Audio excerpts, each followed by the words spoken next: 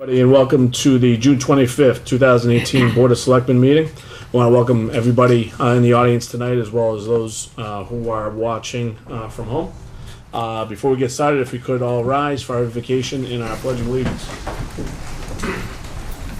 Father God, we come before you with great thanks. Father, we are a team here that's been elected by the people to represent them, and we would ask that you would give us wisdom and discernment in how we govern our affairs, and then in turn help to govern the everyday affairs of our town. We stand before you with great thanks for the many blessings you've given to our community, and we ask for your pleasure on each of our residents. As always, for those that chose to pray with us, we each pray to you in the way we were taught. Amen. Amen. I pledge allegiance to the flag of the United States of America and to the republic for which it stands, one nation, under God, indivisible, with liberty and justice for all.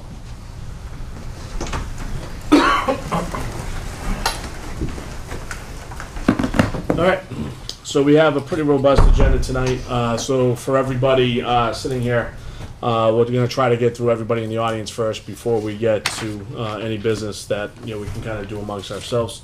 So first and foremost on the agenda, if we could call, was it Amanda? Amanda, Yep. if you could, for C-Clicks Fix.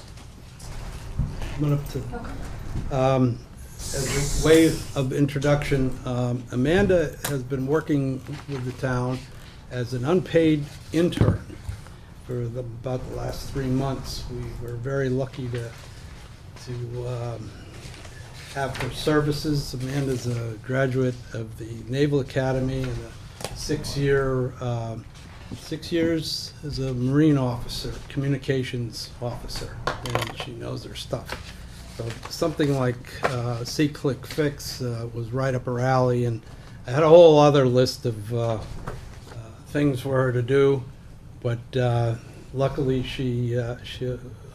unluckily for us, she's going to be working for the city of Haverhill starting next week. Her career choice was to get into municipal management, and she's achieving that. But C-Click Fix is a communications program. It's actually a phone app that would allow our citizens to report to the various different departments anything they see that needs to be fixed. It will help and eventually allow the town to be more transparent, collaborative, and efficient in responding to citizen service requests. Literally, we're starting this with the highway department. They provide a lot of services. The original thought was, oh, there's a pothole. All right, so they pull up the app, take a picture of it, and send it to the highway department, and it gives them the location of the pothole. The best part about it is they get the citizen reporting gets immediate follow-up and follow-through, and we report back to them when it's going to be fixed, and then when it is fixed. So that's the collaborative end of it.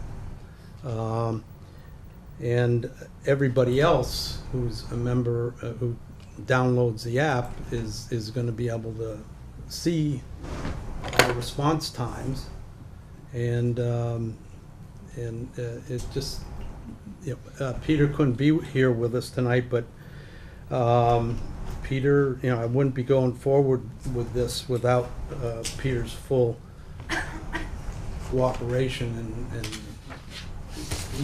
he was the driver behind this. We hope to spread it to a lot of different departments, but we're starting small and expanding. Oh, and the school department, these are, they're for non-emergency issues, but the school department is also going to be participating, so if somebody notices a broken window somewhere or something that, or a suspicious person, well, that would be an emergency situation, but the school department's going to participate initially as well. I've said a lot more than I planned to say. We have a short 3-minute video to show you, and then Amanda will get into the real details, or as much detail as you so desire. Do you have any opening remarks, Amanda, while I cue this up? Nope, I think that's probably a good intro. The video you're going to see is actually a customer story video from a city in Florida. So it's St. Petersburg in Florida, who is already a customer of SeeClickFix. So this is something that they put together, just sort of, he goes into why they chose it, what the impact they've seen, that type of thing. So that's the video I chose for this evening, hopefully to clue you into sort of the impact that we'll see once it's sort of up and running.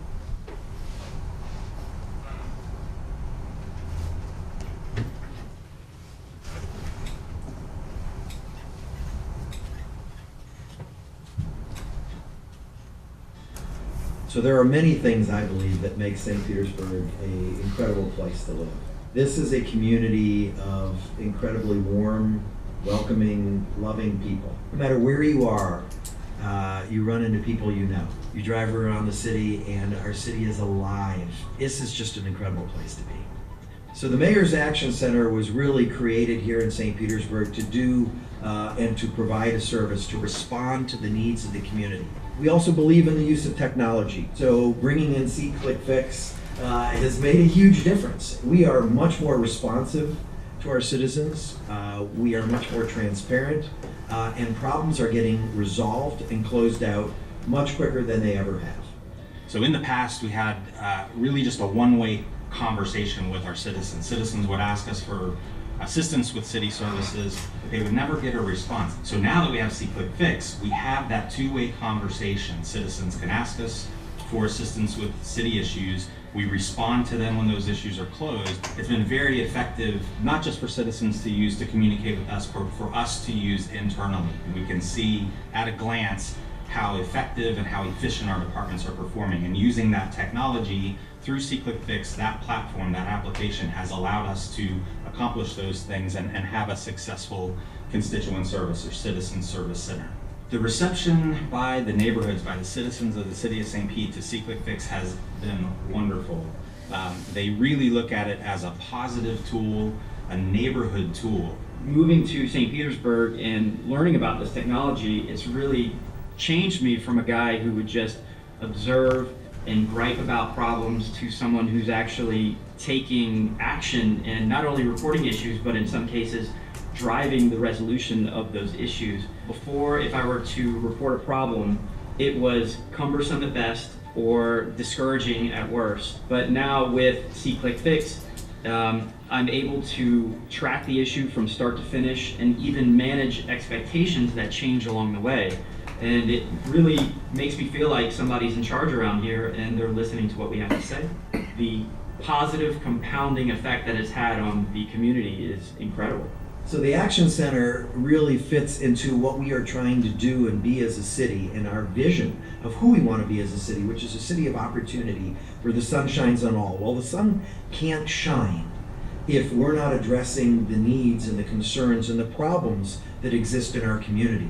And SeeClickFix gives us that sunshine. It allows us to address problems in real time, quickly, and to be accountable to our citizens in ways we haven't been able to be before.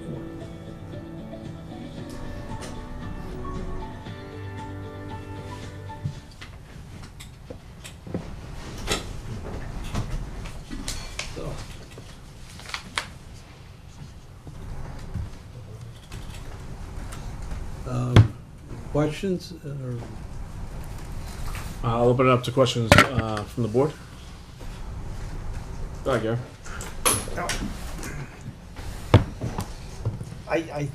I've sort of heard before, if we receive a request or notice of, and this goes back to potholes of a problem, are we liable as of that date if something happens there because we're aware of it?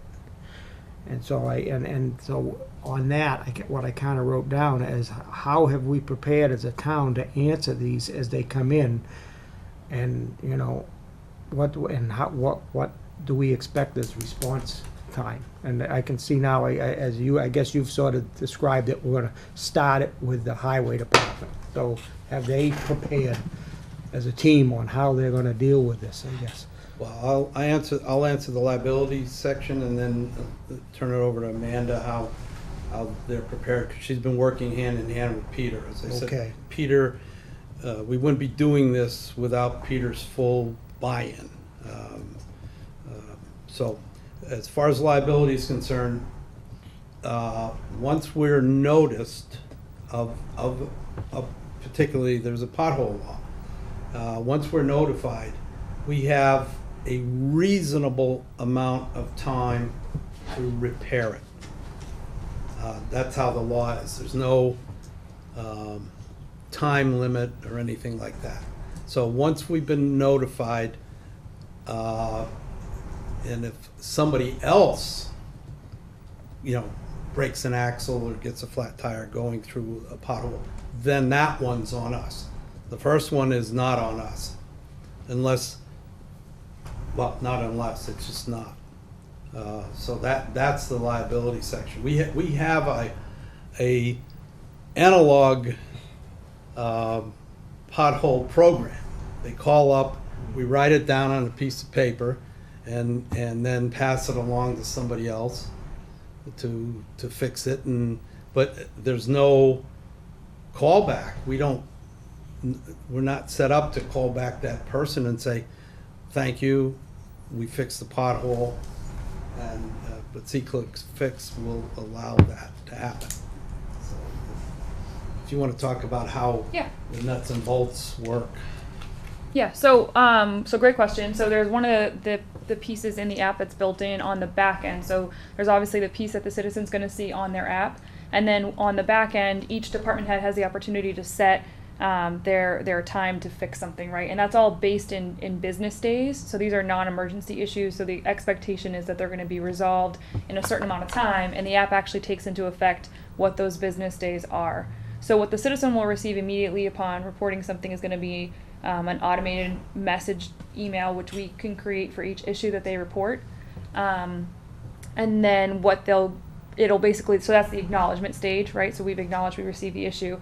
The issue goes directly to the department head, so right now it's Pete, and then he can assign it from there to whoever's out in the field for him.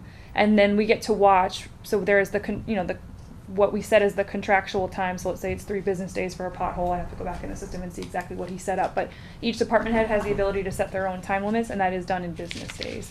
And then we can track as a town exactly what the time to resolution on each ticket was. Does it go up and down based on the season, the accessibility of the pothole, that type of thing. And if another citizen sees it and they report it, it basically gets marked as a duplicate because they can use it. It uses geolocation on the app. So it's not like they'll get multiple tickets on the same pothole and have to sort of be answering all those instead of fixing the issue. I don't know if that answers your question or if there were more questions from there, but. No, so going forward, I guess, do you have a plan on what part of our town team we would be working with next? Water department, light department?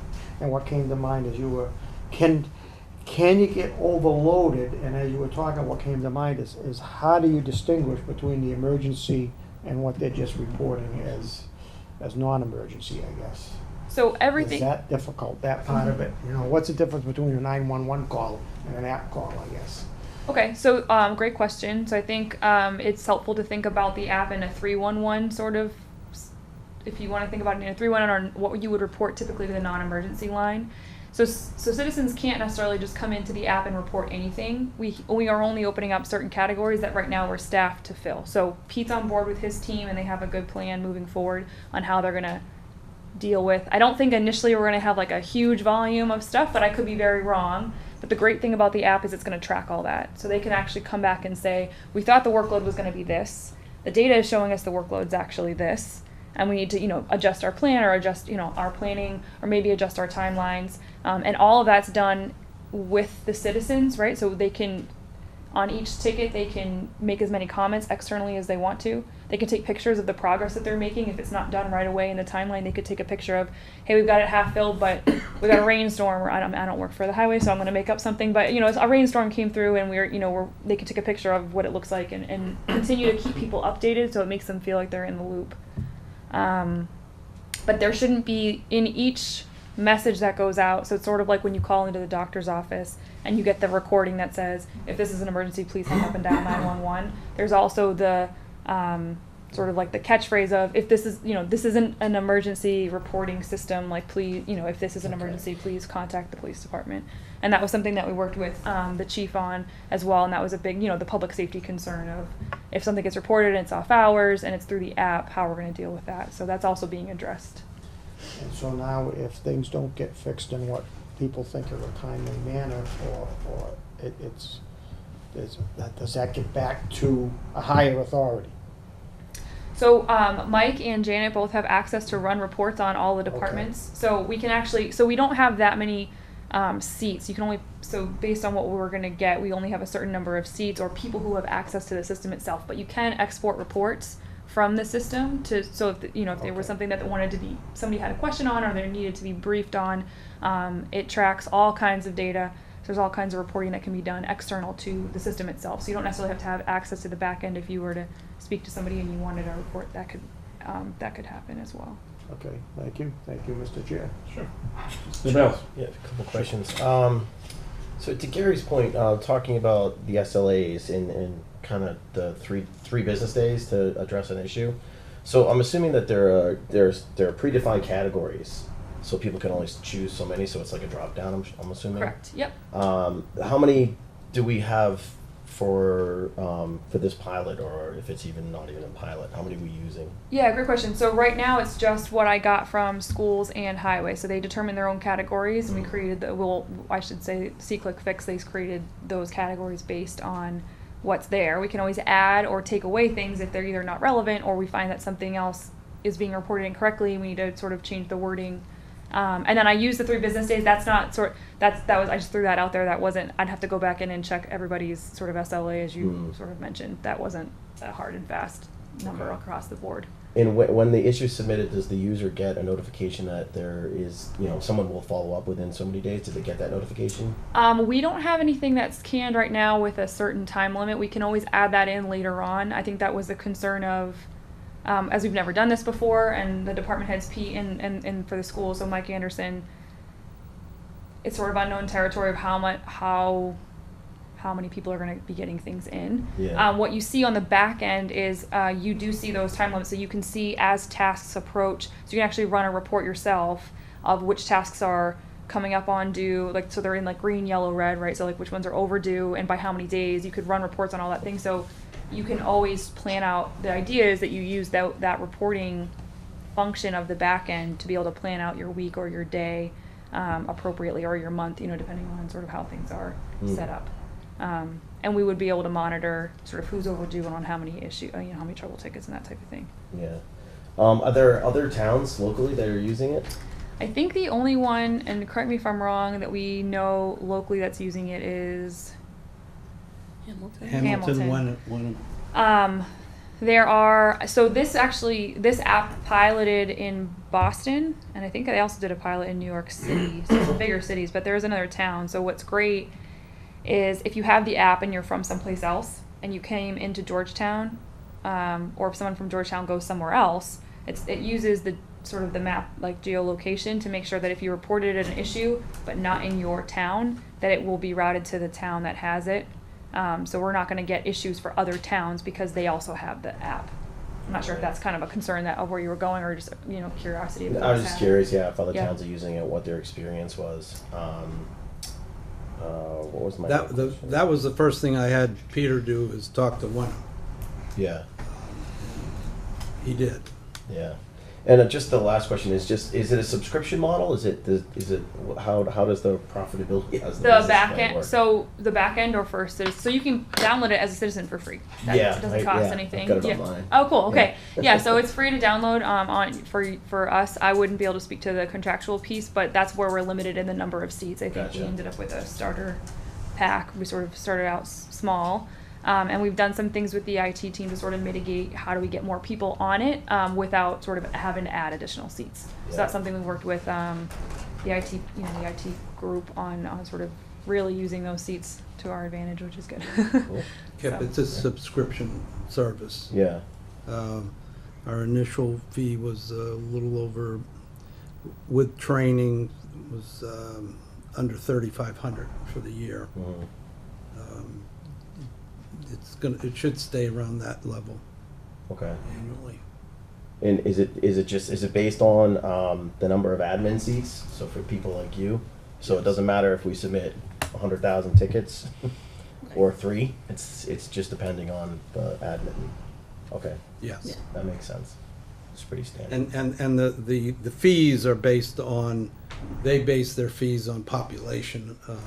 So we're like the under $10,000, a 10,000 population Yeah. fee. And the 50,000s get charged a lot more. Right. So Okay. Great. Thank you. What's that? So, So I'd just like to know, I'm making the assumption that there's a resident program in a server or on somebody's PC where these go to. I mean, where is it? Like Where if is it Pete- stored? Pete can, let's say Pete's in town hall and he wants to access it. Yep. Can you go to a computer and then just bring up Yes. that program with his password? And It's web-based, yes. So the back end's all web-based. You can't access the back end piece of it from the app itself. You'd have to log on through, I mean, you could do it from your phone, but you would log on through the browser. And then it's all stored. I'm not sure if they use a cloud service or they have an on-premise server for See-Click-Fix, but we're not paying for storage of the data of the tickets. It's all web-based for us. so then they could actually access that with their phone too? Correct, and that's what's great about like for Pete, for example, he can send it out to his guys out in the field, and they can take pictures of what they're doing and then post that for citizens. So that transparency and sort of putting a face to the city worker who's doing, responding to that, I think is really powerful. Okay, great. That's the only thing I had other than, Mike, so the renewal fee, you say, is going to be roughly the same as, okay, yes. all right, great. that's it. So how are we rolling this out to the public? Amanda? So we have marketing materials from See-Click-Fix, which they created with our branding on it, which is great. So we've got the Georgetown's brand on materials that can go anywhere from Twitter, Facebook, all social media platforms. We can do the hard paper copies of stuff to put up on different bulletin boards or places in the community where people are going to see it. And basically all it's going to tell them or direct them to do is just to download the app. We don't even really need to put in a ton of information on which categories are available yet. It's really just about getting people excited about, the fact that it's there. I think the schools, they were saying that they have got the, there's like the parents' Facebook page and that type of thing where people are really, active. So social media, I think, will be a big one, as well as just the, the paper bulletin board type postings. We can also use their branding and our branding on the town website. So anywhere where you would typically post like a 311 message, or sort of just, ways to get people excited about using the app. Social media number one then. Yeah. Yeah. And who's going to, I mean, I think it's a good idea, but I think Gary had a really good point, is that, at some point in time, I think we're going to have an overload of a lot of different things that I don't think people should be putting in, okay, because it might be just, so minor that maybe, it's worth a call, but I just feel like we're going to get overloaded at some point. Are we going to have anything on this site to say, all right, this is what qualifies for, this, and this is what doesn't? So that's not necessarily built in. What is built in? Because Yeah. I mean, a dead turtle or something like that on a road, not sure if that qualifies or not. All right, it might not, but Mr. Chairman, they'll just call us, don't worry. but that's the thing. I don't know what's going to qualify. I just feel like if people get a hold of something like this, they're going to start just You wanna- firing every little thing You wanna know what's into that. the one thing I hear the most? Okay, surprising. The windows are open. And it's winter time. You know, I can see it. Perhaps. And it's a legitimate complaint. Yeah, I mean, again, I just don't want it to be, a tool for, residents to, really report every single little thing, because there's Yeah. just not gonna be enough time in a Right. day, So- to Right. look at everything. So currently they're restricted by category to things that we have decided, or that one, I shouldn't say we, but the department heads have decided, like, yes, we can handle, or this is a normal complaint that we typically receive via Facebook, social media, or the phone, right? So that's kind of where it was based, the categories coming out of. There's a couple options within the app you can mark, I think I already mentioned, as something as a duplicate. So if there's 3 people that come in with the window complaint, you can mark it as a duplicate, and you basically nest them under one trouble ticket. So the admin, is not dealing with multiple people. They can make their comments on the one trouble ticket.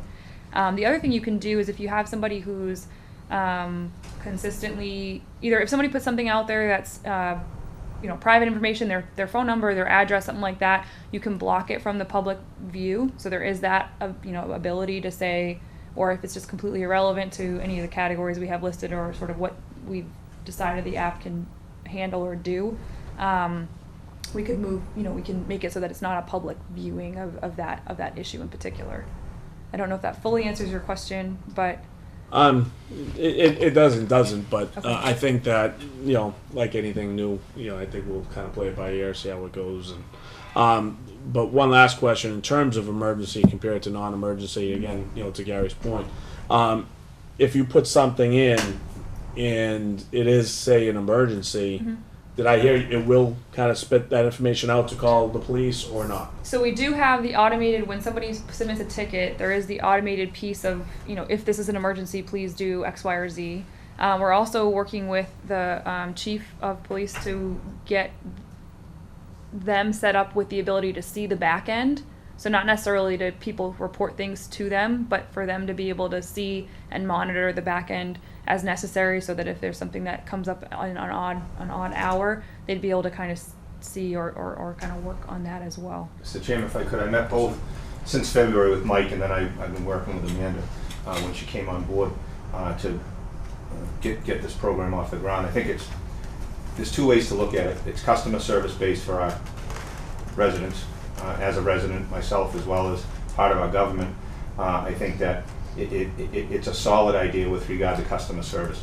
Are there duplicate calls where someone is asking or requesting services and they're not getting the answers that they may or may not deserve based on the hours of town hall or the services that are provided by our individual departments? For example, I just came from a meeting with the other 2 selectmen on Jewett Street. I went by this big fat raccoon that's dead in the road. And that's a quality of life issue for people down there. Now, the town of Georgetown doesn't necessarily have a dead animal disposal program, but what we try to do is, in concert with the highway department as well as with the police department, try to handle those type of situations. If nobody tells us it's there, or if it's not identified by patrol, then a resident may just pick up the phone and call the police, or get caught in the vector of messages at town hall. What about the big decaying raccoon in my neighborhood? We school bus coming by here every day. We've had those type of issues, and that's just one issue that I bring to the table, because in the end we are the final call, because if people need something, they obviously call the PD with 24/7, 365. But I think that departments should embrace the system because there's an accountability factor, but also there's a customer service. We pride ourselves at the PD for responding to every single call for service and trying to bring closure to some problems. Now, are they repetitive situations, or something that we may not even be able to fix for someone, and someone is not satisfied every day? But that's what I like about the system, is that we can use the advent of technology to our advantage and try to solve problems quicker and hold some accountability to our town government. So when we need something, we actually have data concerning a variance of issues. All 5 departments should welcome and want to be signed up, so that we're doing our jobs. Mike, are we opening any liability to using this? If we have someone who has a concern, they put it in, and God forbid it, it is something, where the police have to respond, but, they don't get it for, maybe there's a technology issue, where there's a backup or whatever. Are we opening ourselves as a town to any liability here if something doesn't get responded to quickly? Well, they're not supposed to be, we have a disclaimer. If this is emergency, call 911. So no, there's no liability. Okay, and that disclaimer is where? Right on the front page of this? Well, when they go to look for whatever they're reporting, is that where it would? So it's in the acknowledgement email that goes out. So basically there's an email that's sent directly to the user once they submit a trouble, like a ticket. And so that it's in that piece of it. And we can go back in and make sure if we need to adjust that language at all. I can work with the police department and make sure it's all, in all the messages. But it is pretty clear that it's, this is a non-emergency system. And even when you download the app, it's Right. the same sort. That's the messaging behind the whole app. Is it even the company itself writes in there, this is a non-emergency sort of. I'm a little worried about the interpretation though of emergency. Well, of course. So to one person, it might be an emergency. To another, We deal with that every day, and I think that part of the implementation of this plan was that you cannot leave a message to the police department in that pick-down menu or whatever options that the town is going to load in the back end per department, because I have people on duty 24 hours a day, 7 days a week in a communication center, so they would not leave us an email or a message because they can just pick up the phone and call. So that's the driver for the app, is more service oriented for things that are not emergencies. I mean, we have 911 and the business and business line for the PD and business line for the fire department. So that was part of Amanda and I working that out as early. We actually met at 2:30 today to realize that on rollout, I don't want people leaving messages for the police department on an app. They pay for live service. That's just one more message section that we don't need to monitor that. But we can look in through that back end to see if we see repetitiveness of an issue, whether it be a broken window at a school, a wintertime issue where windows are open at town hall. Maybe if we got a message on one of them, we wouldn't have the frozen pipes this year, right? So, things like that. But at least we'll be able to see that, and I have people that will be able to monitor that through the dispatch center. But they will not be able to leave me a message for police services on the app. You call for police services because our community pays for a communication center where someone's sitting there 24 hours a day. There's no need to leave. Is that something we should put on? I know we have a disclaimer, but should we put that kind of sentence in there? For any police. I had requested that, and that's what we're working on to get that. It's in there. So if you prompt police, fire, EMS, emergency medical services, it will prompt you to just call. Just call. Either Okay. dial 911 or the business line for the respective department. Good. All right. Can I, do you mind? Just one question. This picture here that you gave to us, that's a mock. I don't know if that's a mock-up or if that's a live demo of Georgetown of the app. It's actually on there, but there's two buttons on there. One says call police, one says fire department. So I'm just curious if those really do exist. Do those call the business line, or is that calling 911? I don't know if that's a link. I haven't seen the Yeah. live. It's like, Our unit Right. is not live yet, so I don't know if you could click on it and actually that dials a number. okay. I'm not familiar with how that's set up. I'll have to go back. I can go back and check on that and get Yeah. back to you. Yep. I mean, even if it was, if you dialed 911, Correct. it's just calling 911 for them. All right, Amanda, thank you so much. Yep. We certainly appreciate your Thank time you. and the information. Coming in. We wish you the best of luck. Thank you. Moving Yeah. forward. Okay. Appreciate it. All right, Chief, why don't you come on up?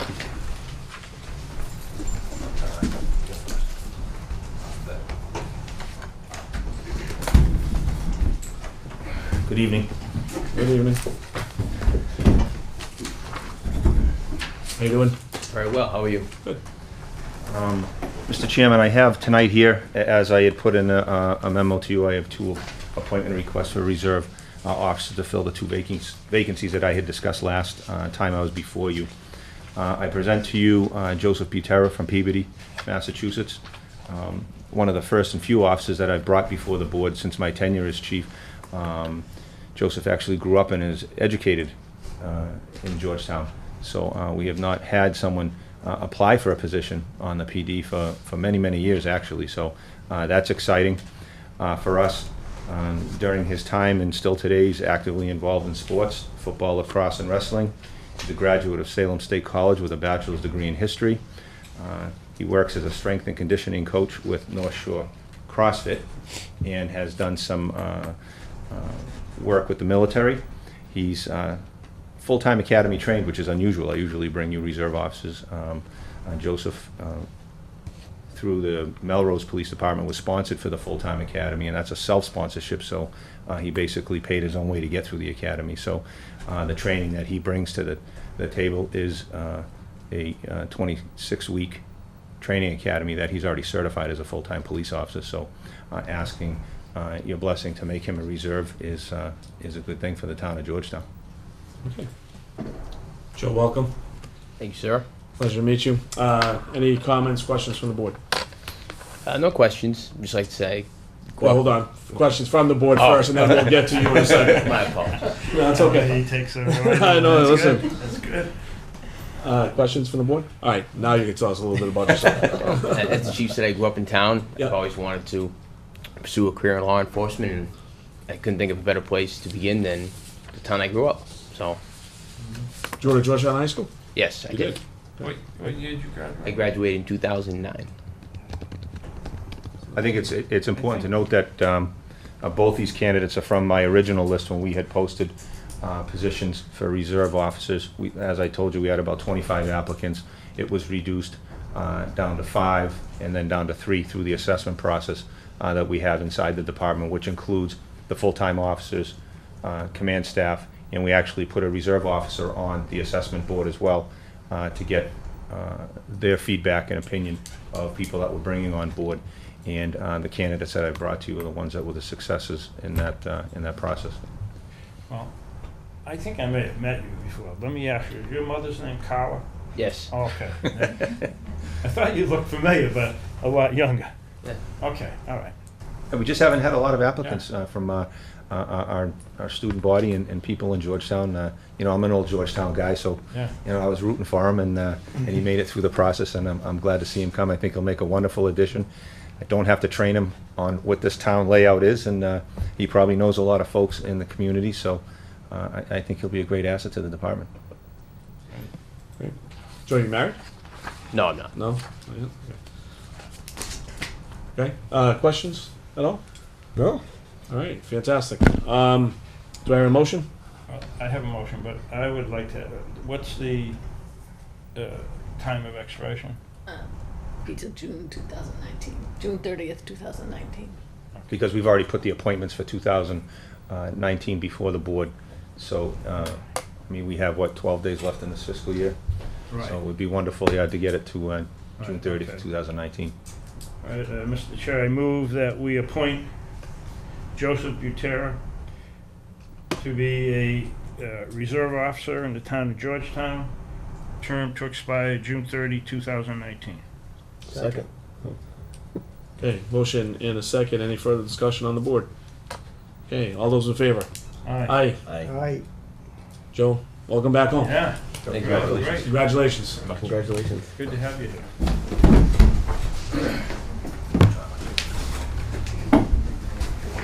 Joe, come on up for a second. Yeah. Oh, we didn't like that then? Congratulations. Congratulations. Look forward to seeing you around town. All right, Chief, you're on Yes, sir. number 2. Number 2.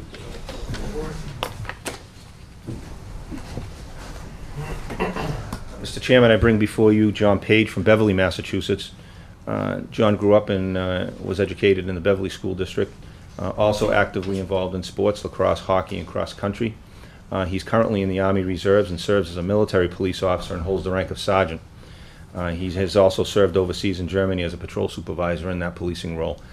He's a graduate of North Shore Community College with an associate's degree in criminal justice. He is currently a senior at Norwich University and is pursuing his bachelor's degree in criminal justice. He attended the Topsfield Reserve Academy, so he's certified to serve as a reserve police officer, and as you can see by his background, I think he would do a fine job here in Georgetown. Great. Offer you John Page. John, welcome. Thank you. First and foremost, thank you for your service to the country. We certainly appreciate it. Actually, why don't I switch it around this time? Why don't you tell us a little bit about yourself first, and then we'll get some questions from the board. Yes, sir. So I did have the opportunity to serve as a military police officer in Germany. It was a small base called Ansbach. That was a big reason why I chose Georgetown. It's a small community. I feel like I could come in here and make a positive impact. It's a small town as well, just like in Ansbach. So I got to meet a lot of people, show my face around, and I felt like I could make a good impact with the youth as well. And you still living in Beverly? Yes, sir. Married? No, sir. I'm engaged. Oh, congratulations. Thank you, sir. When's a good day? It'll be July of 2020, sir. That's right. Great. Best of luck to you. Thank you, sir. Like everybody told me, you're gonna need it. When I got married.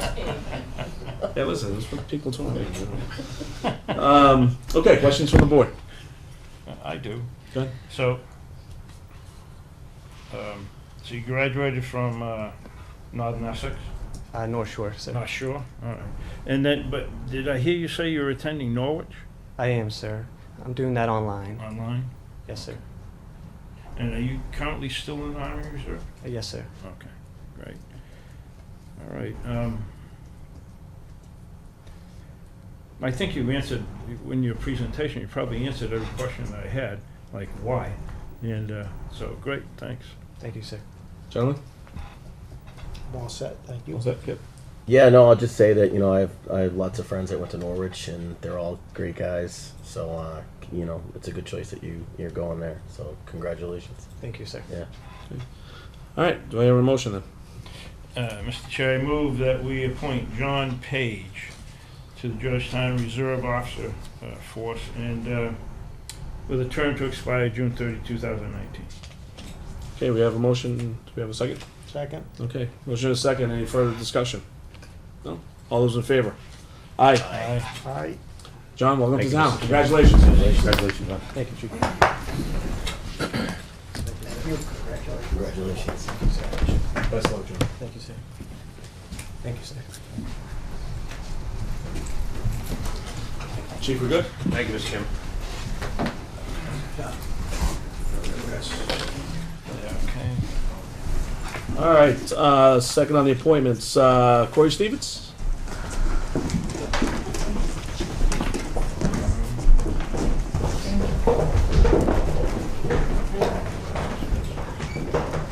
Hi, Corey, how are you? How are you? Good, good. Corey, why don't you introduce yourself, address for the board, and then we'll talk a little bit about your appointment. Okay, my name is Corey Stevens. I've lived in Georgetown since 2015. My two children, my 3-year-old just finished his first year at Pearly, and I am a graphic designer / information designer by trade, and I've worked on capital projects and campaigns since 2006. So I'm interested in participating in the Georgetown government and in any way that you will have me. All right, fantastic. Well, thank you for your interest in the CIP. Do we have questions from the board? For Corey. Sure, because on the form here it says CIP and Park and Rec. Or Parks and Rec. Or, okay. I had attended a Parks and Rec meeting last year where they were looking at going over some of the dog park policies and procedures, and it interested me. So if there was an opening there or in the other department, whatever you felt was more appropriate, I'd be interested in either. Oh. Okay. So which would you prefer? CIP. CIP, okay. Janet, do we have openings on CIP? Yes, on CIP. Yep. Yeah, CIP we do.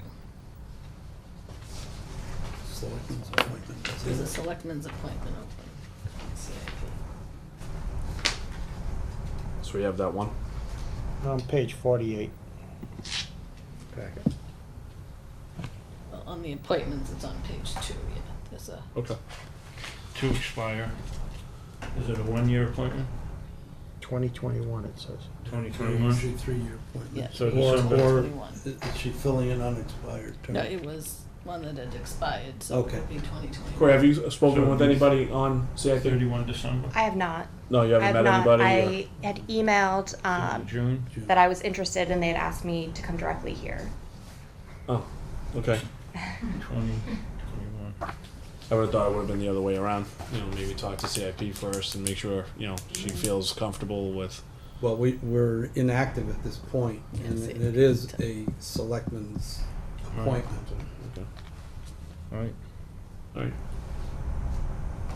Okay, well, Mr. Chair, then I would move that we appoint Corey Stevens to the Capital Improvements Planning Committee for a term to expire 30 June 2021. Second. Okay, we have a motion and a second. Any further discussion on the appointment? Anybody? Okay. All those in favor? Aye. Aye. All right. Easy peasy. Thank you, Welcome to Corey. CIP. Thank you. Thank you for volunteering your time. Good luck. Corey, you can contact me anytime. We can sit down and go over the process. I will. right. Thank you. Thank you. Have a good night. And does she need to do anything with the town clerk? You'll have to get sworn in, but I'll email you then. Yeah, we Okay. gotta get the paper. Great. Thank you so much. Okay, next is Alicia Raspa. Hey, Alicia, how are you? Thanks, how are you? I'm good, thank you. Good. If you could introduce yourself and tell us a little bit about yourself. Sure. My name's Alicia Raspa. I'm a CPA. Oh, I'm sorry, I mispronounced your name. Oh, that's okay. Most people do. I've been a CPA for about 8 years. I've been in Georgetown for 3 years now. My husband and I moved here in 2015. Kind of like Corey, I saw, you know, posting on Facebook about getting involved and getting on a committee, and Great. I'm actually not even sure which committee you guys had in mind for me, or I think I had a few checked off on my form. So, just looking to help out, kind of wherever I can. Sure. I guess the key would be what's your preference of this 4 of them listed here? Yeah. I was thinking like probably the capital improvements. I'm on a board in Lowell on a charter school. So I've done a lot with kind of capital planning there, and finance is my background. So something kind of financial based, but if you guys don't have a need on that, I think we have openings Corey. in just about all of them that you put down here. Yeah, the CIP, the selectmen just filled. Yeah, we That one, filled. yeah. So. That was the only one for CIP? Yeah, Or, that was the only one.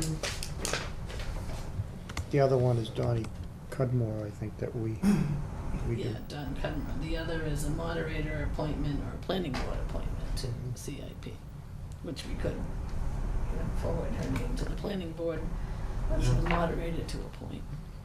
Because they have. How are we on conservation, though? What would you? But can I back up first? Do we not have any room on FinCom? I mean, here we are with a CPA in front of us. Why aren't we looking at FinCom? Don't. We don't really. They're in. Every other day I hear we don't have a quorum, you know, in that group, and we don't have a spot in FinCom. What's the moderator? Would that be a good fit for you? Our finance and advisory group. Probably, Yeah, yeah. right? That is an appointment by the moderator. It's not a selectman's appointment. Right. I understand that, but I mean, we can certainly direct Mike. You know, what are your thoughts on that? Yeah, we need good people. Hell yeah. On the finance advisory, and there's a problem with one of the members that hasn't attended a single Sure, meeting right. this winter. Oh, But yeah, we gotta get out of the habit of reappointing. Their appointment isn't up. yeah, his appointment's not up, and Beverly is trying to contact him to get him to resign, Okay. and she has been unsuccessful. Okay. But if, Does she have the ability to, being that she appoints, does she have the ability to remove? that's a question we haven't determined. She doesn't believe she has the ability to remove. The person has to resign. Is there Do we have alternate spots on that board? We don't. That- So there's not one spot open right now? That's correct. There's a few members who travel a lot, so that sometimes has been the issue of getting a quorum. They're active members. I mean, especially this year, that's gonna be a vital group that we need a full board, attending those meetings. If I may, Sure, Gary. don't they have 2 CPAs on there now? They have an accountant and Sheila Ruth, an I think, auditor. is- In an Yeah. auditor, Okay. yeah. Okay. Sheila. I don't know if Eric's a CPA, he's an accountant though. But, yeah, we can certainly use a CPA. I think what would be good if the Board of Selectmen sent a note to the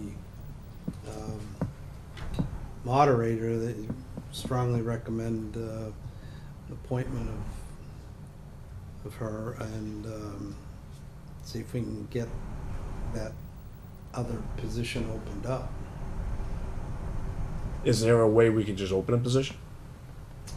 Well, if I may. No. No? Go ahead, Gary. Well, I have talked to Mike about this, and I've got my goals list in front of me, and what I'll put down on my goals list that perhaps it's time that we think about it in attendance program or policy for boards and committees. Yeah.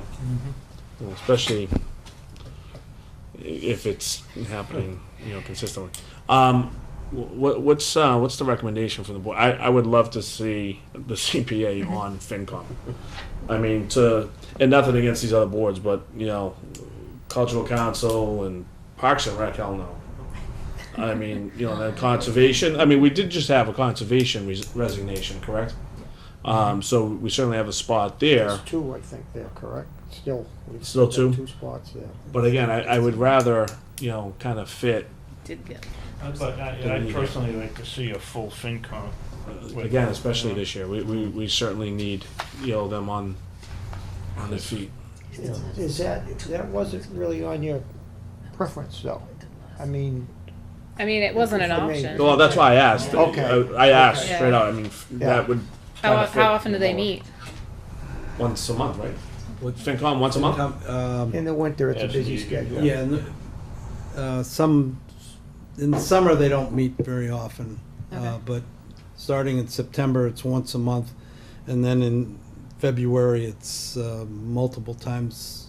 February, March, probably 2 or 3 meetings a month. It's because the budget and town meetings coming around, but then when town meeting's done, it goes back to kind of a normal. Once a month is normal. Okay. Would that fit for you? Yeah. Because I mean, all these boards will probably meet at least once a month. Yeah. So can I recommend or suggest, to the board, I'd like to hold off on this until we figure out FinCom. I think this is exactly where she should be. Would you be okay with that until we find this Yeah, out? that's fine. We have your contact information here. Yeah. Again, I think your talents, belong there. Okay. And I would really like to kind of push that and see if we can, get in touch with Ed and our town moderator and Yeah, see what we can Ed's do. not the problem. No, I know Ed's not the problem, but I'm saying, if we can communicate with that board and kind of, tell them what's going on here and try to, our best to, get her on, I think that's the best way to go.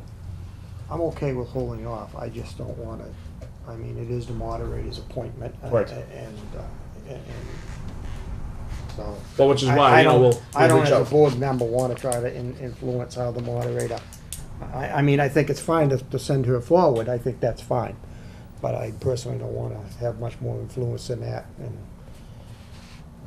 That usually is the process, though, a lot. That the Yeah. few people Right. that have gone on, usually they contact our office Yeah. and then Yep. we Okay. forward them to the moderator and Yeah. say, this person expressed an interest in FinCom, whether it's coming from you or our office. Were you even familiar with our Finance and Advisory Board, or? No, actually, that was kind of my end goal at some point. I figured I'd get on a committee, see how it kind of goes, and Yeah. maybe in a few years, kind of move to the finance committee role. But You know, Oh, if you're right. there's Right a to the need top now. of the list. Send her to Beverly. Well, that's the thing. So what we'll do is we'll reach out to Beverly and Okay. kind of get her feedback, right? I can And- send her letter with your information. Okay. Okay. So is that okay with you? Yeah, that's great. For now? Again, I just want to match your talents with the appropriate board, and I Yeah, think sure. that's where you would thrive there. Okay, So, great. okay. Yeah. All right. So we'll Great, be in well, touch. thank you. Okay. And thanks Sure. for being Thanks. willing to Yes. serve and Appreciate be it. flexible. Thank you for coming up. Okay. All right. Let me see. This is move. All right. So, Paul, Yes. want to come on up?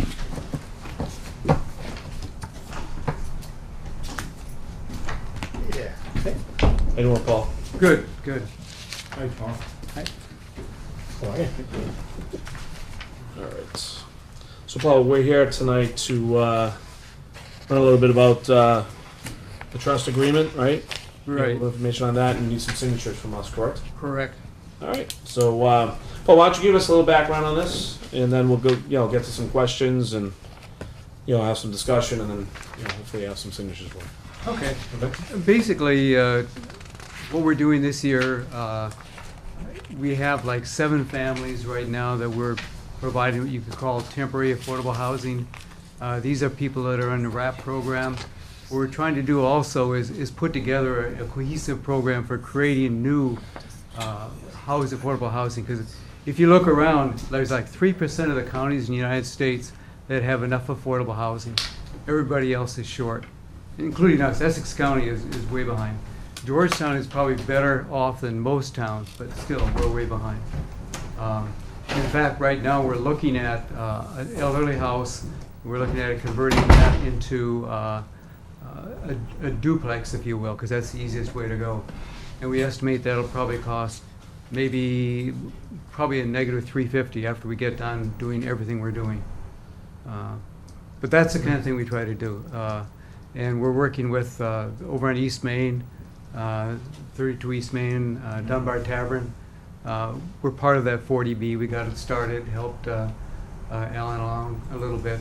And it's kind of bogged down now, but that's kind of like the way the 40Bs work. Yeah.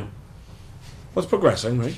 It- I mean, it's probably been a lot longer than I think all of us Not as expected, fast but as Alan would like. yeah, no doubt, Yeah. but hopefully there's the finish line on the horizon, Yeah, I think one of the things that bothers me is people lose sight of the fact that we're trying to create affordable housing. People are not making a lot of money. But like some of the requirements on the 40B were moving trees that are outside of the boundary of the 40B itself for no reason that I could see that made any sense. So and I think we're losing sight of the fact the idea is to create the housing, not Right. make world beautiful or anything like that. So. Mr. Chair. go ahead. So, Paul, is Georgetown is still above the 10%, Oh yeah, right? We're like, what are we, 11? we're a little I know over it's going 11. down, And but- realize that the reason we're there is we have Longview. Well, Longview right. has 38 affordable units, but over and above that, all 186 units get counted as affordable. And that's just the way the law works. And so if you put in a large housing development, you rent them, they have to be rented, then you get to count all of them. And that's why we're less than 10%, or over 10%. Over 10%, Yeah. okay. So if we didn't count that, if we just accounted for those units that would be considered affordable, where would we be, do you think? There are 38 units over there that are affordable. We have probably 20, 25 other units, so we're probably, because some of Trestle Way counts too. So Right, and we're, some at Parker River Landing that count. actually they don't. They don't? Their deed writers are not acceptable by the DHCD. No, really? Really, really. It's we looked at changing it, but to do that we'd have to buy them down to the tune of $3,000 or $4,000 a unit, and the deed writers aren't bad. They just have a couple conditions that are different from what the DHCD has. Well, I know a couple that were living there and moved to Groveland. Right. And they had an affordable unit. Right. That they went to the Affordable Housing Trust to say that they were going to be moving, and Right. that could be sold. Right. Yeah, I know which unit you're talking about. Right. And that we actually looked at buying that down.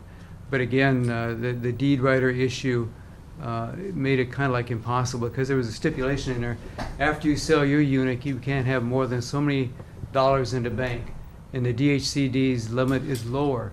So after they got done selling their house, the unit that they were going to buy would have been affordable, but they had too much money, according to the DHCD standards. But that unit wasn't sold for the full retail price that the other units sold. They No, were no. sold at that It was sold. predetermined rate. It was sold at an affordable Yeah. price. So It it's was- still reasonable, but it just It's doesn't miss reasonable. the- It doesn't would have been a meet the little bit lower. criteria. If we would have been able to DHCD writer on it, it would have been a little bit lower, but not dramatically so. So it wasn't really a lose. But it, Yeah, okay. I didn't understand that little you know, it was the nuance of it. mechanics of the transaction where after they sold, all of a sudden they were no longer qualified for the DHC to buy a unit. So it wasn't worth buying out the deed writer at that point. We couldn't do anything with it. We run into that with the old deed writers. They have all kinds of conditions in them that are different. Okay. So Paul, in this trust agreement, so first and foremost, is everybody up to speed on this? You know, that we already voted, appropriated this money, correct, in at town meeting? Town right? meeting. CPC, right. So, we're just really, what is the money, remind me, I don't know if, the money's going towards a specific project, or is it just, It gets a block grant, and so right now it'll support the rental assistance program. yep, If we have to supply some money for East Main, we'd use it for that. okay, Actually, we help Trust Away. We're like a bank. We're like a trust, Yep. and so we can actually borrow and sell and all that kind of thing. And in fact, last year the Trestle Way, they put in a stone walkway or a ramp for the wheelchairs, and they came up $20,000 short. And this was after the CPC meetings were all over with, so there's no way for them to get money. Yeah. We wrote them a check for $20,000 so they could do it. Okay. So. okay. Any questions from the board? Sure. I'm fully supportive of Paul and that, and Paul knows that, doesn't want community preservation. But typically on these things, I abstain, and I probably will again tonight, or perhaps vote no, because it states right on page 1 of the agreement, whereas the Board of Selectmen has conferred with the committee. Above it says the committee being the community preservation. And I don't think that we've had that discussion. So that's one thing. Then I'd like to talk to Paul, because this is an issue for me, and you gave a description, I think, an attachment of some of the things that you do. Right. And I'm concerned about task 2, the top page, strategic development, Right. and that you're looking to spend $20,000 to driving the 40R downtown rezoning. Yep.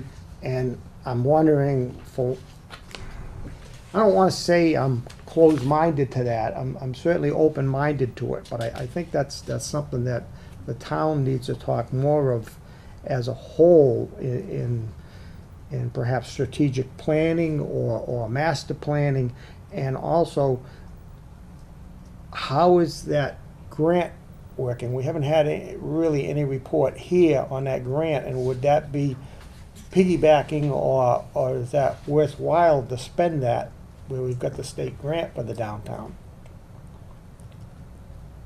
So I have an issue there with that end of it. That, in fact, that one you could pretty much scratch out. At the point that this was actually approved, that was still reality. We needed to do something 40R. I talked with Phil Trappini, I guess it was last year sometime, and this was one of the things that we thought we could do to help the economic development.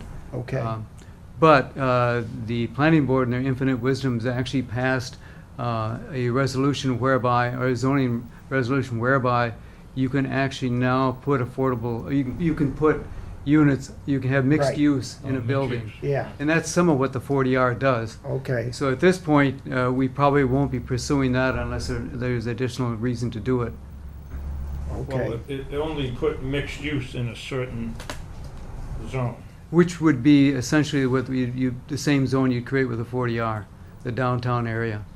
But the 40R does have some state benefits in that to it, so you're sure you're still, I mean, it keeps getting kicked around, It does. and I just don't want this to be a backdoor way of funding it without the town having, healthy discussion on it. Yeah, That's no. more what I'm saying. Yeah, and I think for this year, we won't be pursuing it. Okay. We'll wait and see how the mixed use works out. Yeah. Yeah, I mean, I would agree with Gary, and the reason I would agree with Gary on that is because the town voted no on a 40R district. Right. Well, it's, the way I understand it, it's a conundrum in a sense that you have, if you put in a 40R, then you need adequate septic, and that's not capable of being done. Right. So you need a plant that'll actually deal with the sewage. And so these things almost happen in tandem, but that's not going to happen in Georgetown. So if you do one, it's easier to do the other, but trying to do both of them simultaneously would probably be hard. I've always had a concern of putting a cart before the horse, because there's 3 elephants in the room for that downtown, which is surge, traffic, and parking. Yep.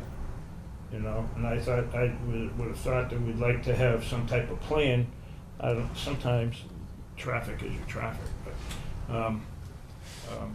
I would think that we'd like to have some type of a plan for those 3 items prior to trying to institute a 40R. Right. Now, realize that our interest in a 40R is housing.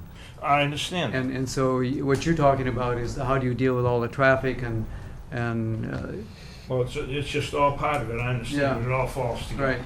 But if Parking, because there's no parking down there, right. and there's limited parking on some of these mixed-use places, but hopefully, like Settlers or CVS, they'll have the parking. Right, right. Yeah, well, if we had a package plan for sewage, we'd have a leg up on doing this kind of thing. We don't have that.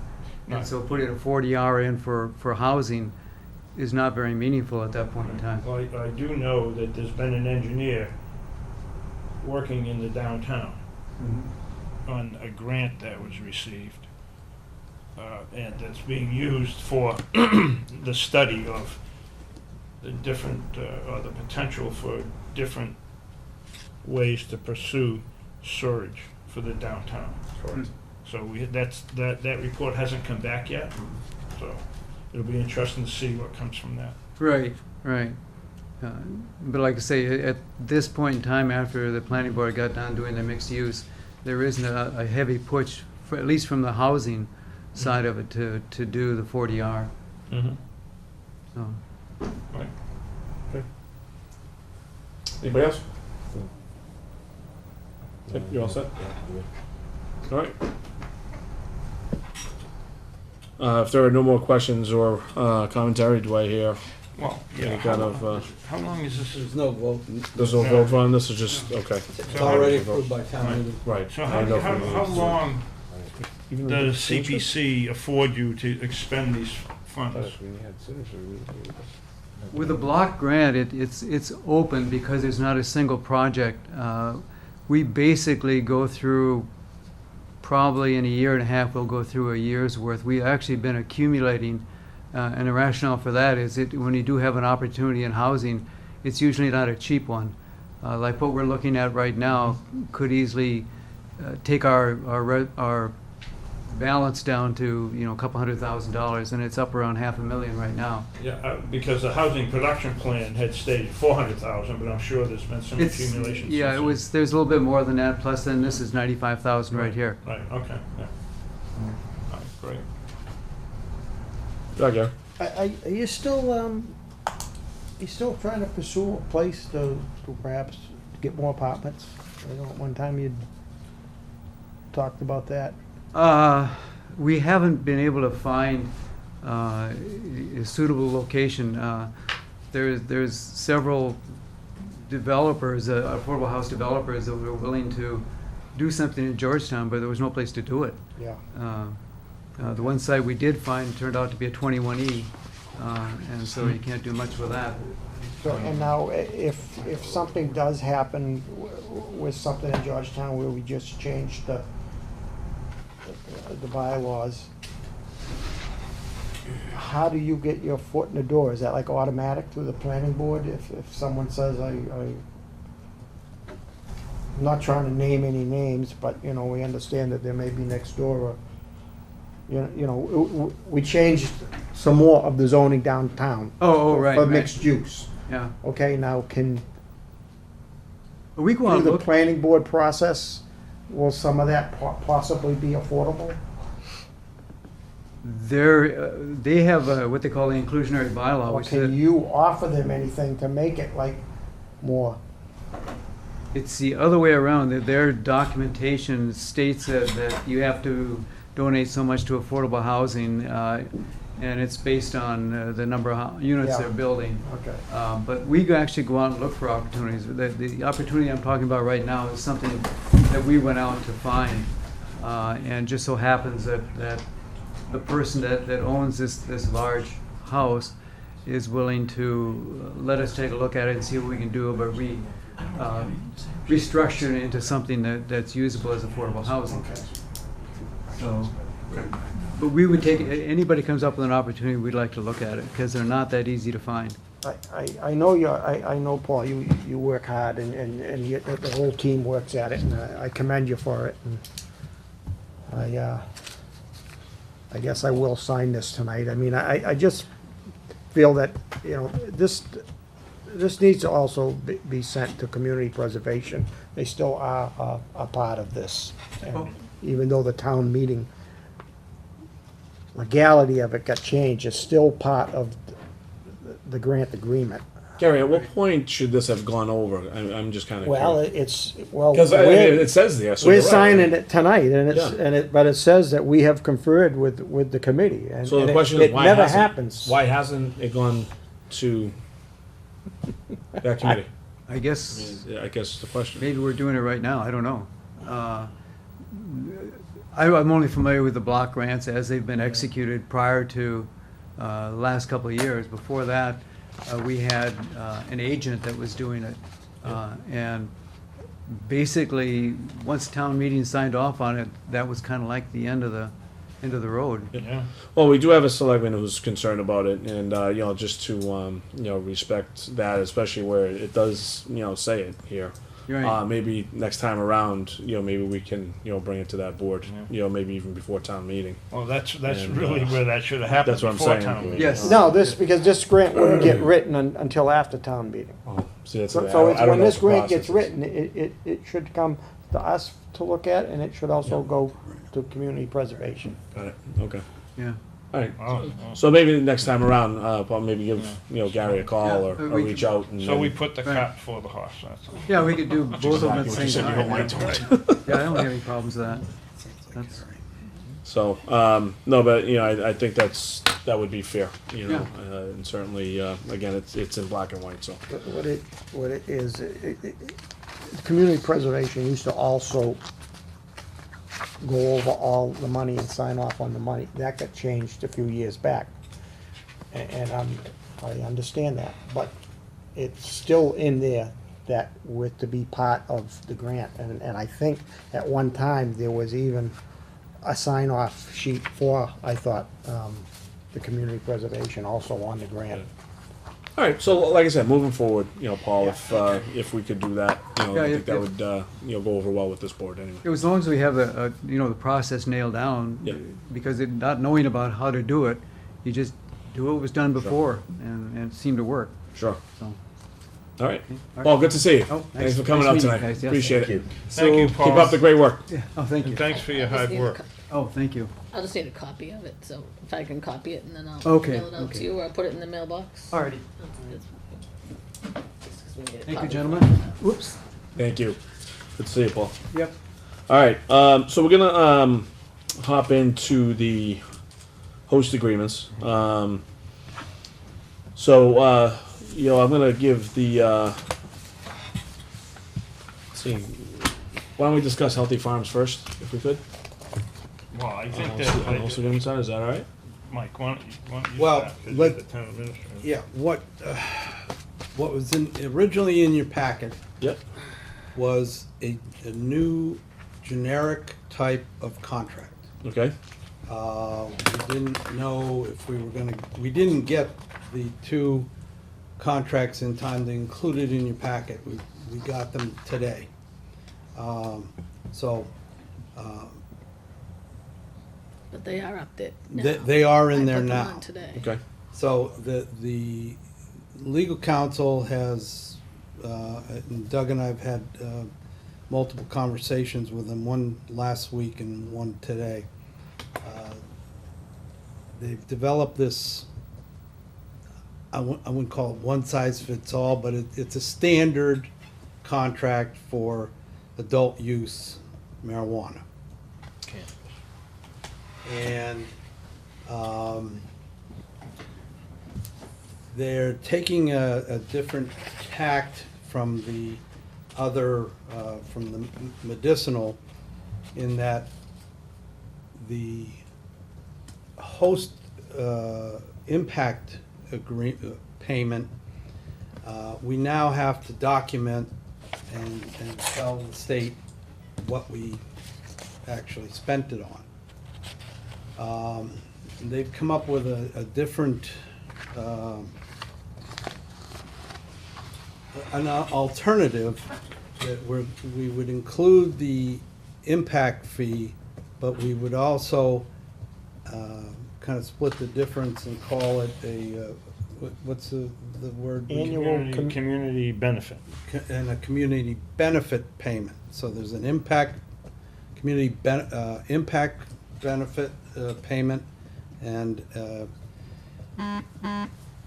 the other one. It's a novel approach. There's nothing in the laws that say we can't do it.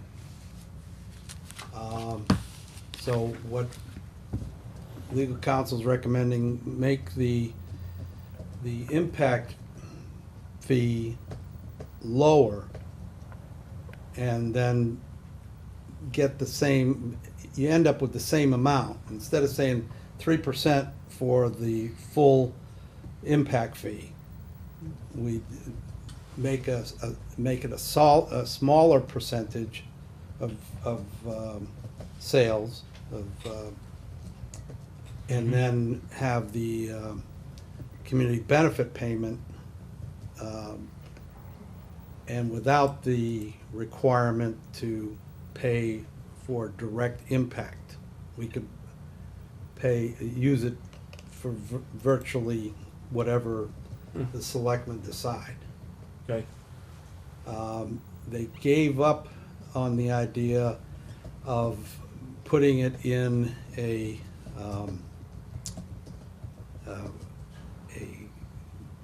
gift account, because it's going to make DOR put their heels in further. They've been signaling that it all needs to go into the general fund.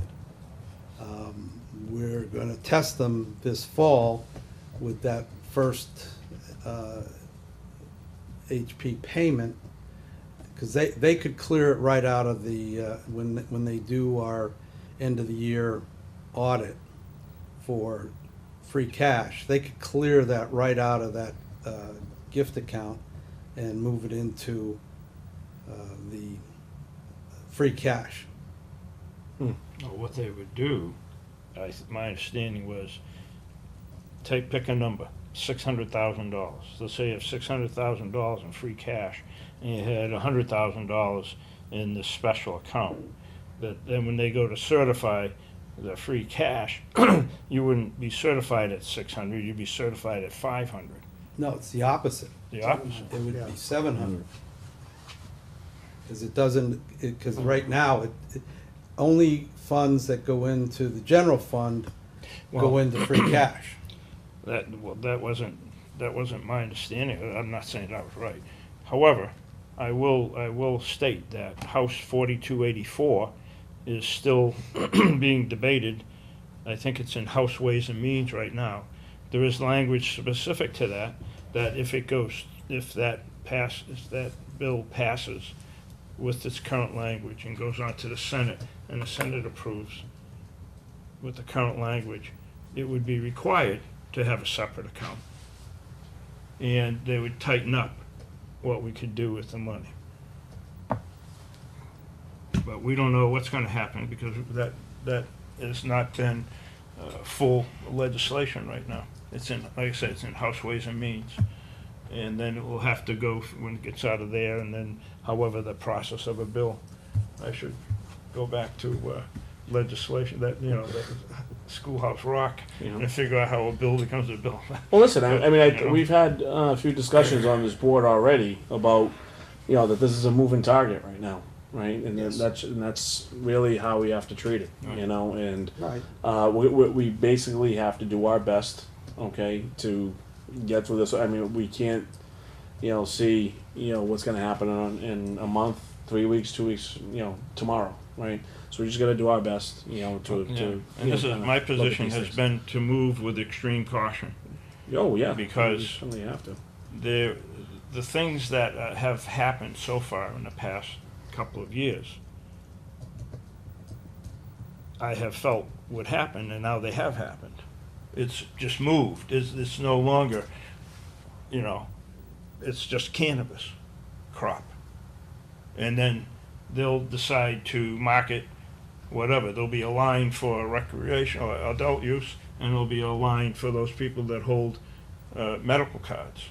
And the medical cards will allow them to have a higher amount of THC in that product than a recreational user would have.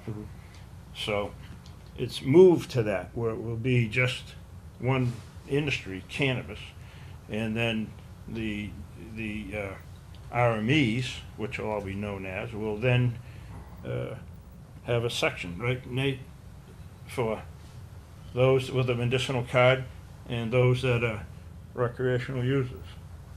Okay. So my concern has always been that these times being so new could very well be boom and bust. And if we wind up, let's say we wound up with $500,000 a year in revenue from these facilities, and then something happens, and you lose some of them, they go out of business because the dynamics of the market changed. Then you're sitting here with things that may have been used on budgeted items. Notice I said may have been. And then you wind up with a structural deficit. So then you either have to get rid of that in your budget, or the next thing you know, you're looking at an override to cover it all. Right. That's why I say we have to use extreme caution in how we approach it. And I personally, I object to the state telling us how we can spend our revenue. But there's also, we spoke about this today, by what we would do is not budget the revenue. And we'd collect the revenue, but it wouldn't be we wouldn't budget against it and spend any of it. Yeah. At the end of the fiscal year, all that revenue would pass into free cash.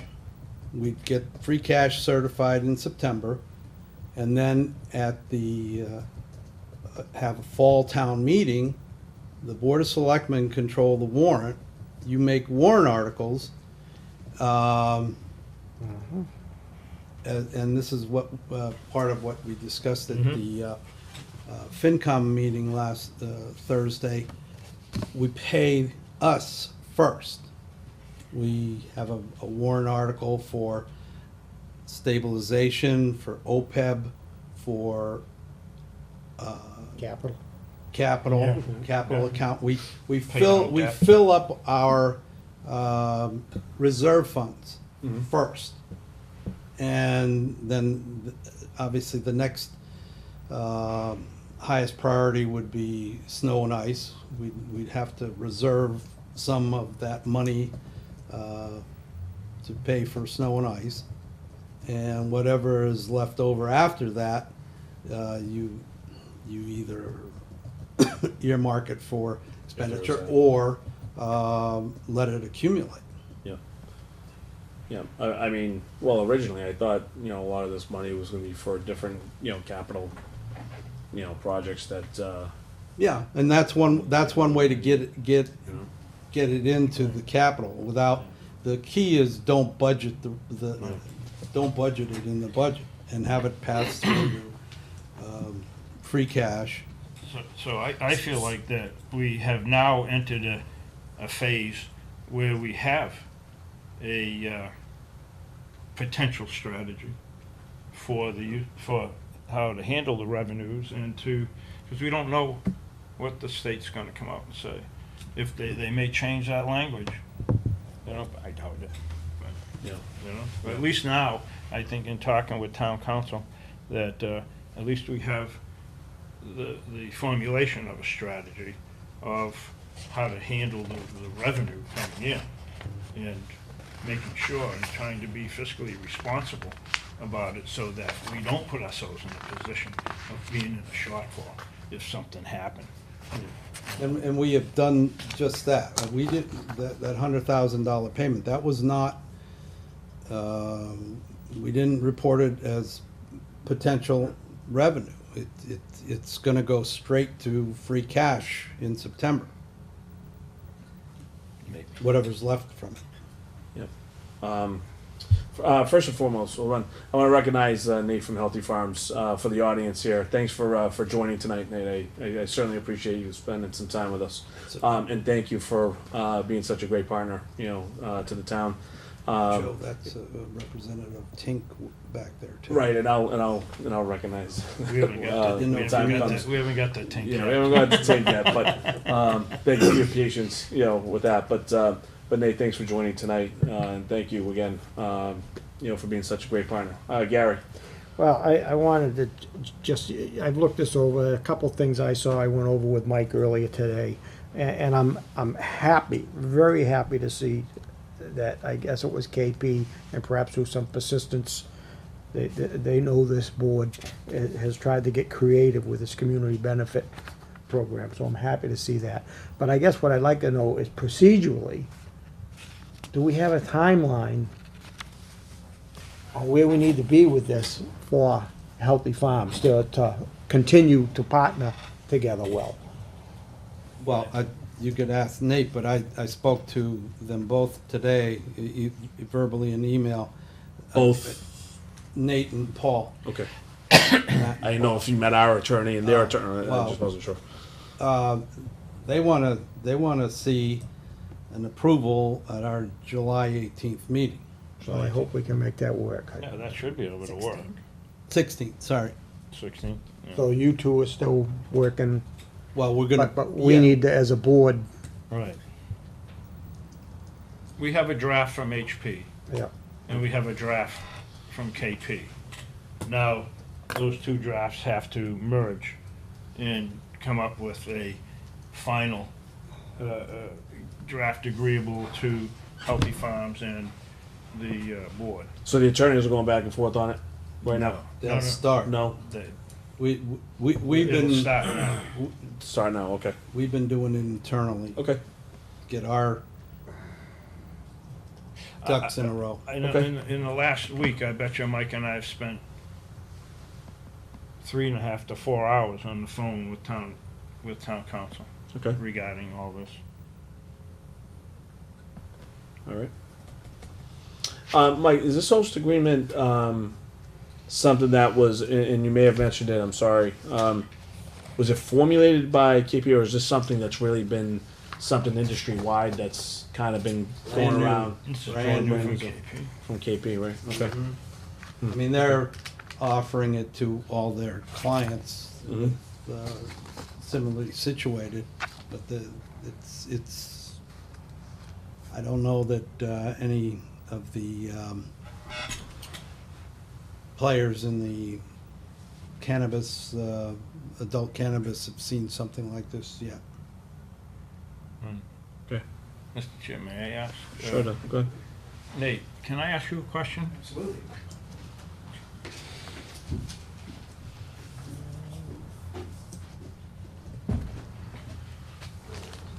I hope I'm not blindsiding you, I just have a pretty general question. Sure.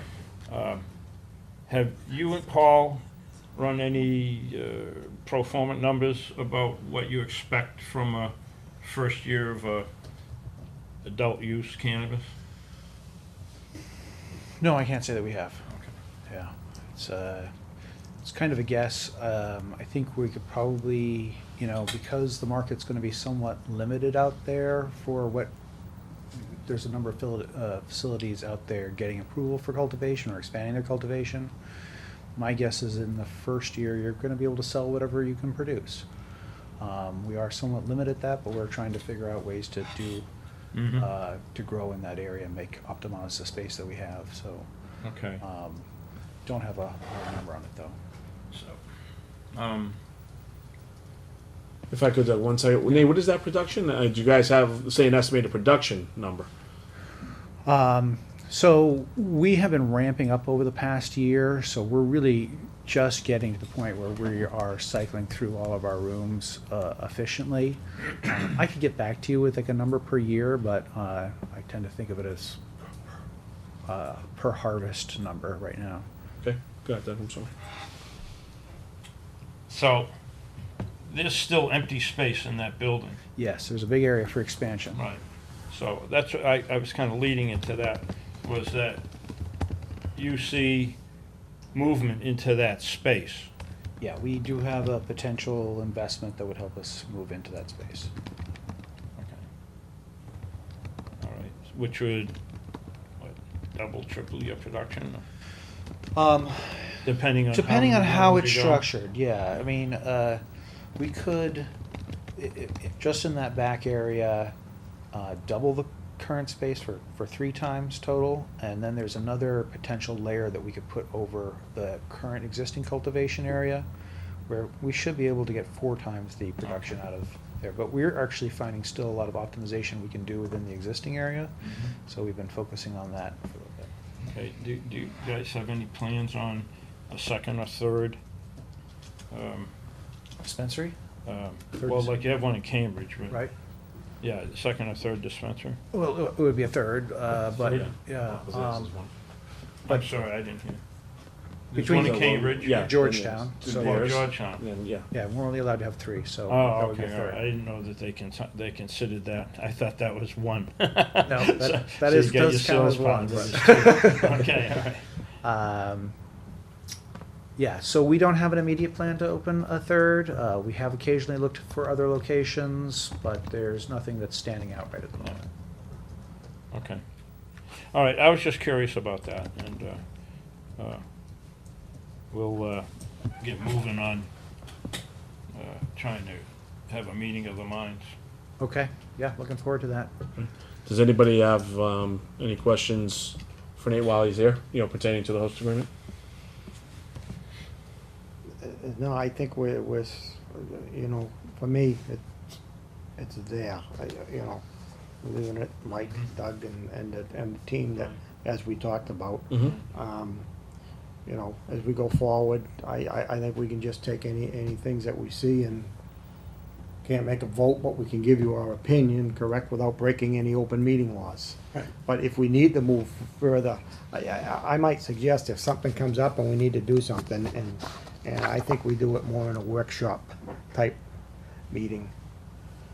Well, Just throw that so out there. that was going to be, a statement from me. So if we want to vote this on July 16th, I would imagine we would want to come together and review this before the 16th, right? I mean, I don't think, A good idea.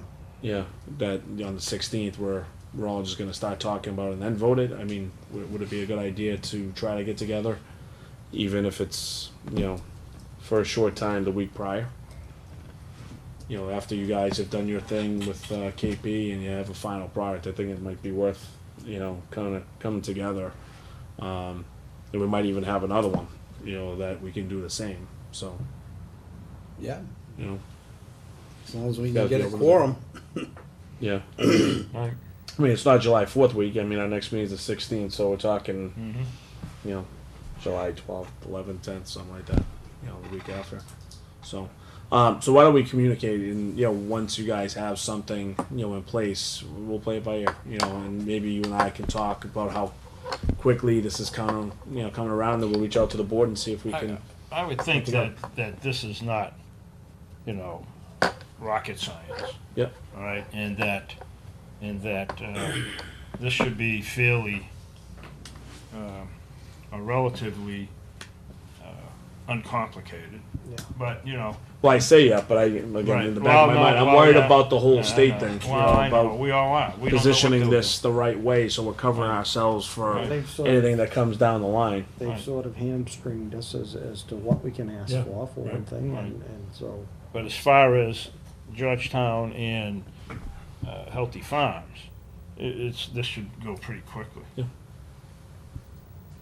Now, Where are you in your licensing process? I mean, We need to have the host agreement before we can actually put the application in. Oh, So okay. we did apply for an accelerated approval process, and we did get granted that, but we need to have the community meeting and have the host agreement. You've done the zoning already, which is the other key Right. key factor for the now application. was So it now you- was it Milton or Milford that got the first Milford. license? Milford, right? Yeah. and so your agreement is, I mean, your community meeting with, what is it, July 11th?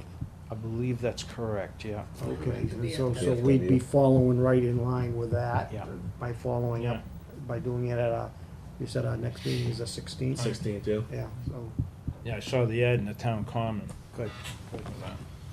Was that July 11th? July 11th, VFW 5 to 7. That sounds right.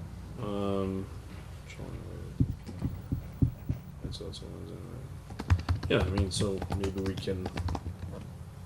And now, do you have to start your process also with a planning board or anything, where you? We're trying to figure that out. Okay. Yeah. The KP is of the opinion that you do need to go to the planning board. I think primarily on change of use. Okay.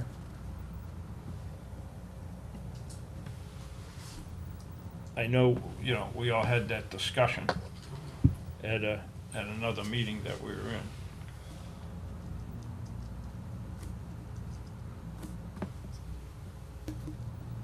Okay. All right. So next steps is why don't you guys continue to work with KP. I'll continue to talk with Mike about how quickly this is coming together. We'll try to get a date before the 16th. That even if it's for a short time, we get together and review this as a board. So we're prepared for the 16th, and we come together on the 16th prepared to vote it. So that we can give Healthy Farms the ability to springboard that and get their license. So. That sounds great. All right, so we'll do what we can, Nate, to be prepared for that and get it squared away for it. I'd like to say one more thing, Mr. Chair. Sure. I'd like to thank Healthy Farms. I mean, everything has bumps and twists and turns in the road Yep. to establishing new industries. And, but in the couple of years that you've been partnering with Georgetown, it's been very professional, straightforward. Yeah, there was a bump in the road. Yep. But that's all taken care of.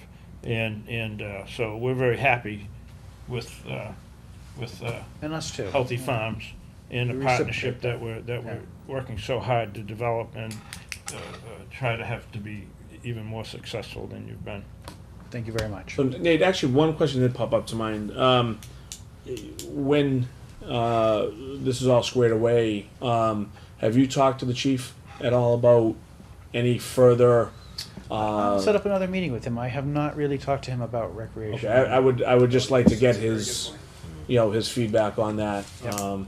Because when we talk about funds going towards, the right things here, that might be one. I'd like to see if he, recommends any more security, anything like that. So, Will do. okay. Thanks again. Nate, thank you. Good to see you. Thank you, Nate. Thank you. Thanks for coming up. Add up all for us. Okay, any further discussion on this? No? Okay. All right, so why don't we get to Tink? All right. Well, this is basically, Before we get started, you're here to represent Tink, right? Hi, I am. Yes, I'm Caitlin. Nice to see you. Hi, guys. Caitlin. Okay, just so we know who you are and Yeah, if there's any everything else. questions, I can do my best to answer. Okay. this is basically. Thank you for your patience, Caitlin. Appreciate it. This is the same form Yep. that we have for HP. Okay. Now, Tink has submitted a draft, Mhm. but now that we have this and have an understanding of it, we can start to have a meeting of the minds with Tink. Now, but I would ask the same thing of you that I asked Nate. Have you all developed any, Mike, the right word is pro forma, right? Pro forma numbers for what you, come on up. Yeah, Mike, I actually, thank you guys so much for the time tonight. Here on behalf of Tank for Eric and Troy, they're not here tonight. Mike, I did shoot you an email just a little bit ago. I was trying to reach them. They had a series of meetings today, and traveling is my understanding. So I didn't get to connect with them on sending you any pro formas.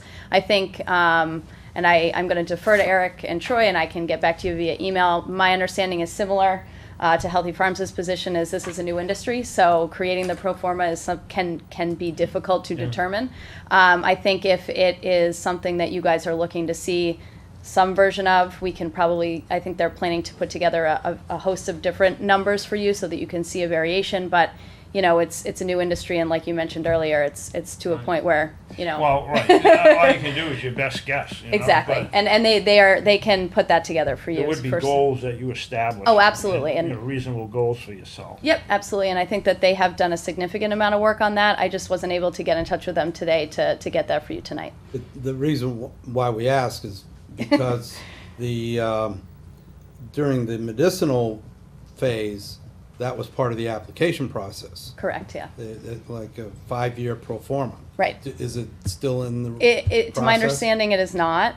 So this is sort of a new, in this side of the adult use, and I could stand corrected on that, but my understanding through Eric and Troy is that it's not the same process, it's not a requirement in the same way. So they have done that from their own business planning is my understanding, but a lot of it depends on when they get cited, when they start, you know, where the industry's at, to try to come up with the correct numbers for you guys, so. And I think, I don't want to speak for the board, but the way we developed the agreement with Healthy Farms is, you know, we kind of ramped it up because we want you to succeed. Sure, oh yeah, absolutely. And so we might, ask less in the early years, but make it up when you get, the better you do, the better we do. Exactly, and I think from my conversations with Eric and Troy, they are understanding of that. They're a startup as well in a new industry, so they have considered that the beginning may be lower, but that they have some good expectations for growth certainly over the course of the 5-year contract. And you have received a first draft? From them? From them, yes. And our town council has that in their hands to review? They should have it in their hands. Yes, they do. They do, okay. Do we have any feedback yet?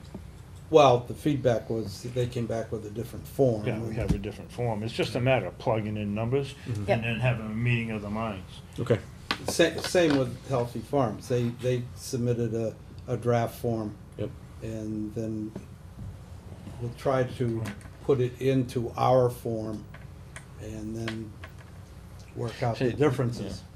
Is there any discussion at the state level about a business like this where, it's a different type of business than say Healthy Farms, right? It's not a typical business. They're wholesale and manufacturing.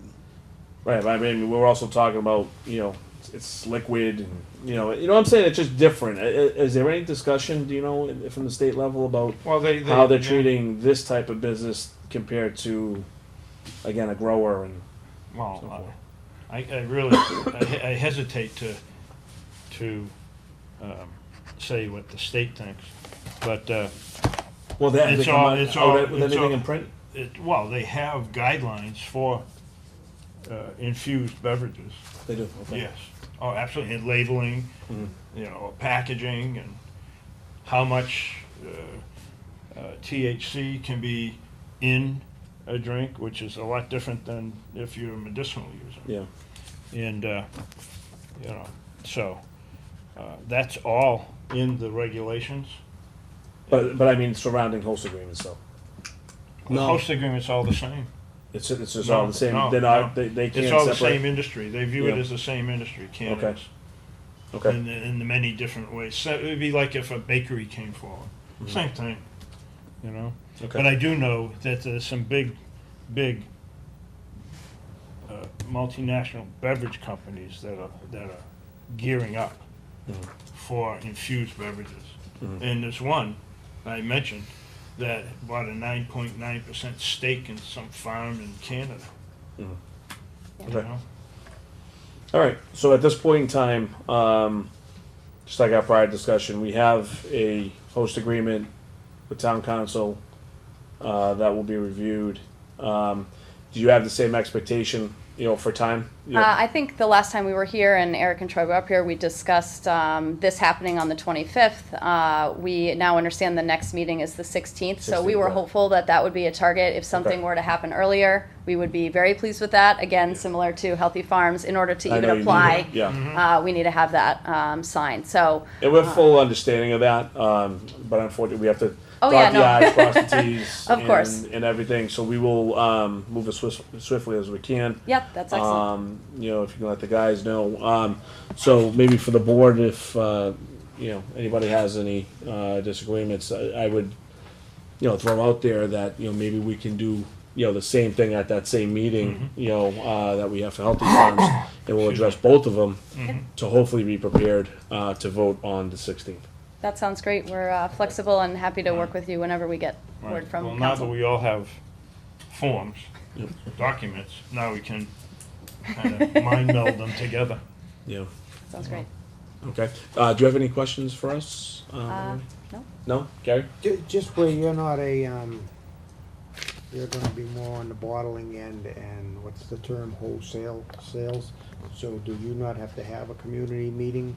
Oh, no, there's still a requirement for any establishment, whatever type it is, Okay, cultivation. one question, so it's not just if somebody's selling here in Yep. Georgetown to the public?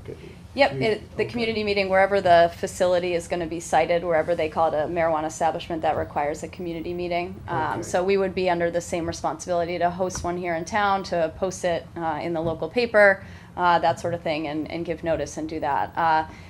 Usually, the requirement is that that is done for a specific property address, and Tink is still in the process of determining which location they're gonna proceed on. If they were to do one on a certain location and then change the location, they would be required to have an additional community meeting. So they're at the point right now of trying to determine which property they will be pursuing for the location, obviously within the zone, which we would be communicating to you guys about what that is, make sure everyone's on board. They would then post to have that hearing as well. Okay, Great. Yep. thank you. Yeah, absolutely. But you still don't have a time in mind to have that meeting. We're hopeful to have that as soon as they have determined which property. I think it's just not fruitful to put the cart in front of the horse and say, let's have a community meeting on a potential address and then not have it work out. So my understanding is they have several locations that they're pursuing, exploring, and as soon as they finalize that, they would post immediately. So Okay. there's the commission, the Cannabis Commission has put out really clear guidelines on how they can post and how to have that meeting done. So they're very well prepared on that front. It's just Right. making sure the posting happens in the right timeline. All right, great. Yeah. So, because there's things they have to have done prior to going to the CCC. Correct. Got it. All right. Any further questions from the board? No? Caitlin, thank you very much. We Thank you, certainly and thank you appreciate for it. letting me speak on behalf of Eric and Troy, who couldn't be here, so. Give them Thank our you. best. Yeah, Oh, I know we absolutely, said I will. hi. They wanted to And be here, but. If they have any questions, certainly, have them reach out, don't hesitate. Absolutely. And again, we will try to be prepared for the 16th to have that vote. As will we. Thank you so much. Thank Thanks, you. guys. Great, thank you. Okay. So why don't we actually just stay? So for the folks that have an agenda, we are going to skip the joint meeting with FinCom. We are going to postpone that for later on in the year.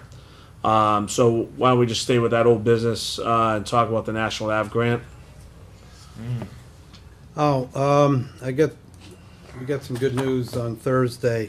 We've been, I think I've mentioned it, I know I've mentioned it to Joe, I don't know the rest of the board. We were presented with a MOU for the board to sign, and the MOU indicated that our $50,000 grant from Mass Development was a loan, not a grant. And yeah, John and I just said, well, this isn't going to happen. This is a bait and switch operation. You told us it was a $50,000 grant, and we told them, stop the presses. We're not paying for this. And long story short, John contacted somebody at a higher pay grade than the person he was that gave us the MOU, and it will be a grant. Oh, good. Great news. All right. John's on vacation. He started vacation today. I tried contacting him as much as I hated to do it, but luckily he turned his phone off and is ignoring me. But I'm not even sure we're going to move forward with it. But I don't think there might be a grant agreement, but it's not going to be a loan agreement. Oh, yeah. And Mike, when is the final product going to be available? I know there was a draft that came out, but it wasn't complete. Yeah, that was really just first phase. Yeah. There's maybe 4 other phases. Originally, we were under the impression that everything had to wrap up by next week. Yeah. That's not the case. Okay. Particularly since we put the hold on it.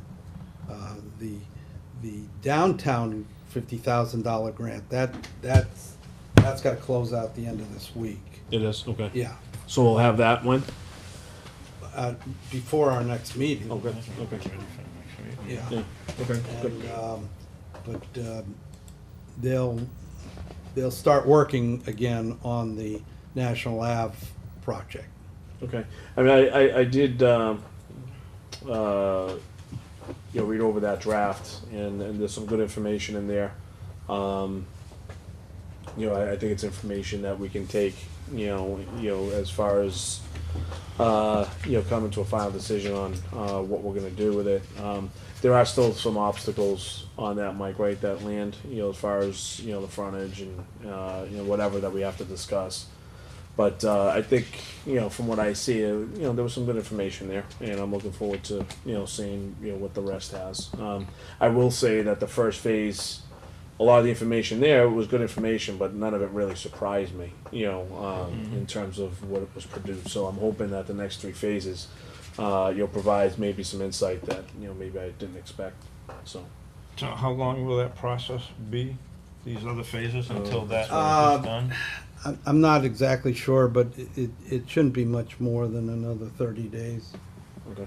Maybe by the 16th, but I wouldn't guarantee that. Oh, by then or August, anyhow. Yeah. Well, I think, Mike, when that is produced as well, I think I'd like to invite John, to a meeting, because we do have to have some then high-end conversations. Because one thing that I've talked to John about is really kind of pushing this forward. It's nice to have all these things done, having a lot of conversations, making sure we're kind of uncovering everything we need to uncover. But there's going to be just a time that we got to push the envelope and really start getting some things done, and getting it productive for this town. It is a very important project that can produce a lot for this town. So, you know, I really want to, you know, make sure that we're pushing the envelope when the time comes. So maybe, you know, we can get John to a meeting, you know, when that comes, we'll discuss the, you know, what was produced, and then, you know, maybe come up with a plan after that. Right, So, there's always a lot of talk and a lot of preparation, yeah. but once that preparation is done, we should be able to go. Well, that's the thing. We should have enough Lock and information by load. then, and Yeah. then, you know, we're pushing forward. Okay. So, okay. Anything else on that, Mike? No. No. Okay, good. All right. Took care of that. Where do we want to go from here? Let's see. I have this. No, I have it. That. Mike, why don't we do this? Just because I'm really curious. You want to give us an update on you know, the temporary town clerk? You know, where we're at with that. Yes. I know I'm bouncing around, but I'm kind of curious to that. Yep. I talked to legal counsel, and we're restricted. It is a personnel issue, but we really can't go into non-public executive session.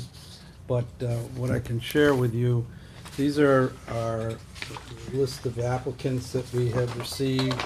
I'm colorblind, so the okay, we'll just go. Number 5, 6, 20, and 23 are Georgetown residents. Say that again, Mike. 5, Yep.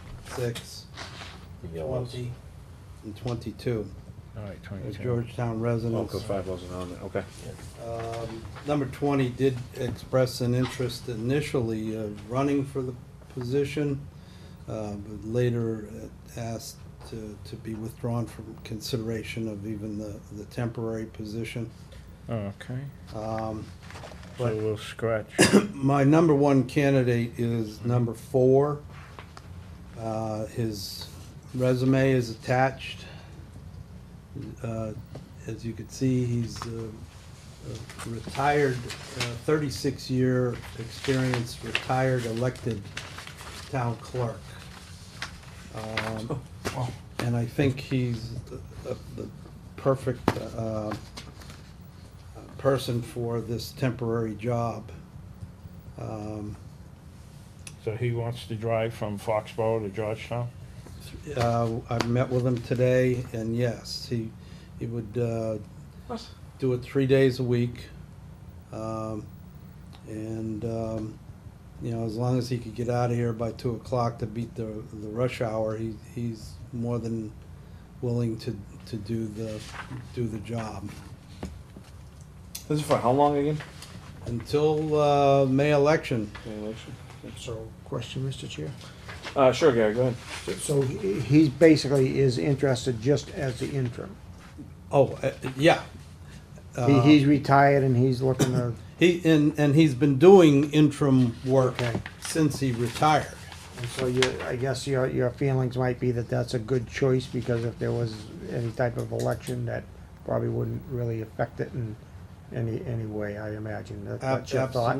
Yeah, and I think that was kind of a consensus of the board when we last talked about it. Instead of giving somebody a leg up on, you know, the election,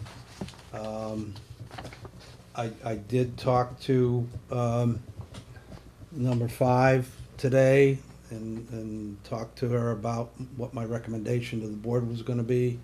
I think this, having somebody with that much experience and background would be a benefit. And she could only learn from the outsider and with that much experience. I could also add, this is very unique, but the number 4 was not only a town clerk for, 36 years, served as simultaneously as a selectman for 15 years.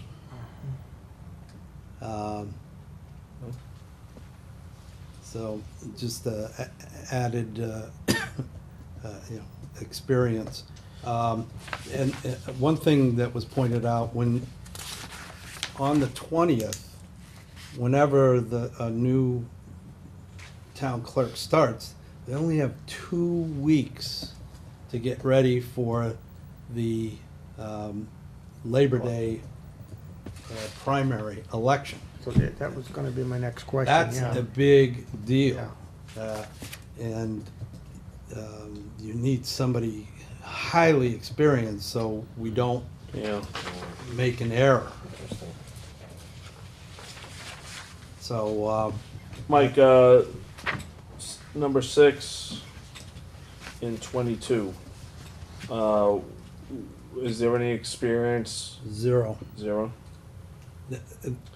Matter of fact, 4 and 5 were the only applicants with any municipal experience. Well, I take that back. 20 has municipal experience, but not in clerical. Right. But doesn't want the job anyway. He withdrew. So, 6 and 22, are they currently, here in town hall? No. No, No. okay, so they're in no capacity whatsoever, okay. No. So, 6 and 22, I guess, what is their experience? I mean, why, is there anything? Nothing. Nothing? No. Okay. Yeah. So it'd just be a brand new venture, okay. Yeah, and, and we did ask for thorough knowledge of town clerk operations and service functions. So they don't meet the minimum requirements for the job. Was there anybody else other than 4 that was close? I mean, obviously 4 has. No. There was nobody else on this list that had any.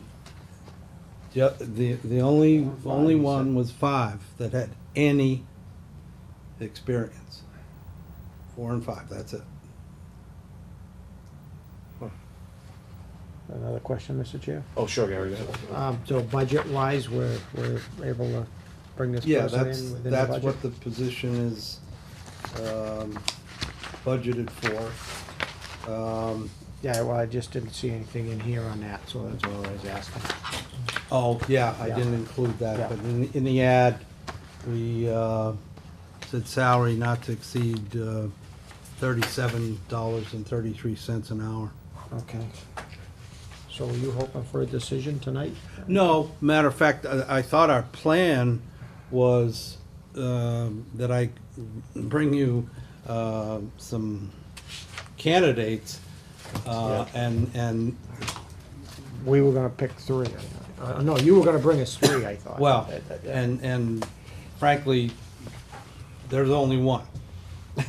And if you would like, I'm assuming you want to meet him and talk to him, and so we've tentatively agreed for him to attend this meeting on the 16th. Okay, have you've checked his references and? No, I'm going to be doing that in the Okay. next month. All right. I mean, it's pretty confident he's going to check out. Yep. Now, you- I mean, I was gonna say, how well prepared will you be? Are you on 1 or 2 weeks vacation around that time? Or? 2 weeks, but I'll be ready. Okay. I mean, okay, let's do the background and.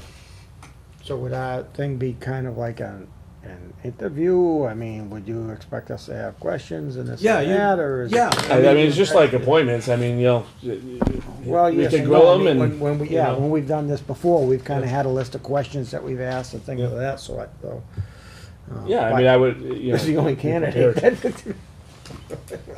Well, I mean, thank you for considering us. Well, no, I will say that I consider 5 an option. I do. I mean, it's just 5 has worked in the capacity, maybe not, obviously not as much as 4, right? But is to me is a consideration. Well, Yeah, and that's why I felt, I wanted to talk to her personally and let her know what my recommendation was going to be, so she didn't hear it on television or Yeah. read about it or come in tomorrow and say, oh, did you hear what Mike said? That does present a problem where we'd only have one person in the office to pull off the election. Because there's no way we could hire an assistant in that short of time. Well, I think you're. We would have had to do a dual search simultaneously. I think you're pretty much following what we'd kind of agreed to, Yeah. the way I remember it. Well, I think it uncomplicates the matter for number 5, Mhm. because if she was appointed to be the temporary town clerk and she had to hire an assistant, then she has to run, and if she lost, she wouldn't have a job. So that kind of uncomplicates that, because she can run for Absolutely. that position. Absolutely And does. if she won the election, then she could hire an assistant. But if she didn't win the election, she still has a job. So that kind of uncomplicates that for her. Mm-hmm. Yeah, okay. So, next up was, you'll check references, you'll have, 4 come before us on the 16th, right? Yes. Okay. So be prepared with any questions you might have, and, we'll go from there. Thanks for the feedback on that, Mike. I appreciate it. All right, so why don't we, start heading down the list here. So why don't we start from the top? Minutes of, June 11th, 2018.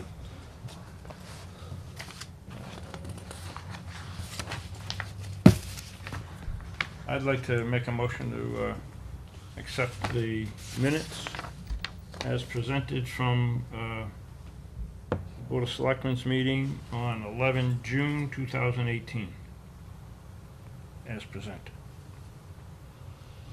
We can have a second in discussion. Yep. I'll second. All right, so we have a motion and a second. Further discussion on the minutes. I made a mention when I read them over, but I might be wrong. I just noticed on page 2 of 9 that there was no mention of the other product that Tink was considering, but I do think that reading it a second time, it may have been in there, and I can't even remember what it was, and I just didn't know if I mean everything is taped, but. Well, it's all. Yes. What do you mean by another product, Gary? Well, a product that wasn't a beverage? Vape, wasn't it? Some type of. Yeah. Oh, and vape cartridge? I Yeah, don't know that I exactly. really saw mention of that. I didn't know if that perhaps needed to be noted where these are just quick minutes that someone could be looking at, but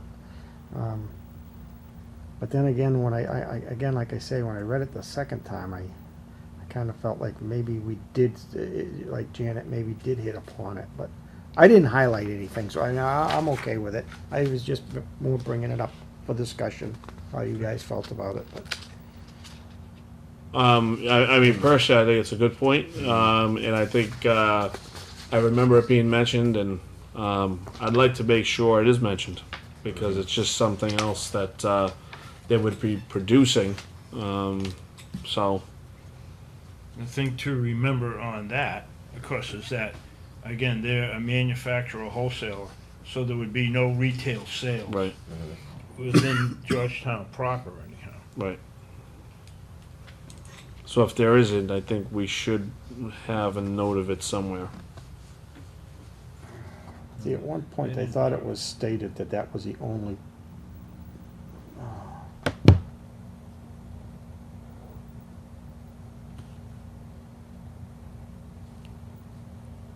I mean, I don't remember reading it the first time I read it, so. I don't remember reading it in No. there, but I'm looking at it again. Because I'll be honest, until you brought that up, I actually forgot that part. I just have it in my head that they're a bottler. Yeah, we should definitely put that in there. Yep. Yeah, Jen, I don't see it. Could you put that in there, please? Somewhere. Watch the end. Yeah, please. And let's include that, because if it is an offering, I think it should be in It's a good catch, Karen. Mike, executive session. Are we approving? No. So we're not No. approving that, okay? No. Because I want to make sure, you know, that we're on the same page on that. You had a motion, so do you wanna just, we had a motion in a second for that. Yep. May I rescind the motion and then restate it? Or do we do? Whatever you Or do you just want to wait until, Or do we Mr. Chair, do you want to wait until we have that language in there? We could vote it down. And I was gonna say we could vote it down and then Okay, maybe well, maybe we'll make just do another that, make it motion easy. with, yeah. So we have a motion and a second. So if there's no other further discussion, all those in favor, all those opposed, Nay. Nay. Okay, so let's turn down. Okay. So why don't we make another motion with the exception? Mr. Chair, I move that we revise the minutes to include a product offering by Tink that would be a vape cartridge. And then conditionally approve the minutes from 11 June Just 2018, do them no? over and bring them to the next. Do you want to meeting. bring it over to the next meeting? Yeah. All right, You wanna we'll do do that it that instead? way. That way And you'll then- know what's right. in there and it's what you're looking for. Well, okay, so then just to have the minutes revised to include vapes and then to be presented at our next regularly scheduled Board of Selectmen's meeting. Yeah. Yeah, Okay. I don't think we need a motion for it though. You No. don't need No. a motion for that? Okay, So good. you just didn't We'll, approve them, so we'll, then. we'll bring them back for Yeah. approval. Good. Yeah, just bring I guess my larynx needed practice. them. Sorry. It's a little less confusing the other way. Oh, yeah, I know. You'll be sure it has what you're looking for. Okay. Yeah, I mean, for me, I didn't see anything in there. It didn't occur to me on the vape, so. Yep. Okay. Anybody Right. have anything else on that? No. Okay. All right. So we'll approve those at the next minute session. So the band signing.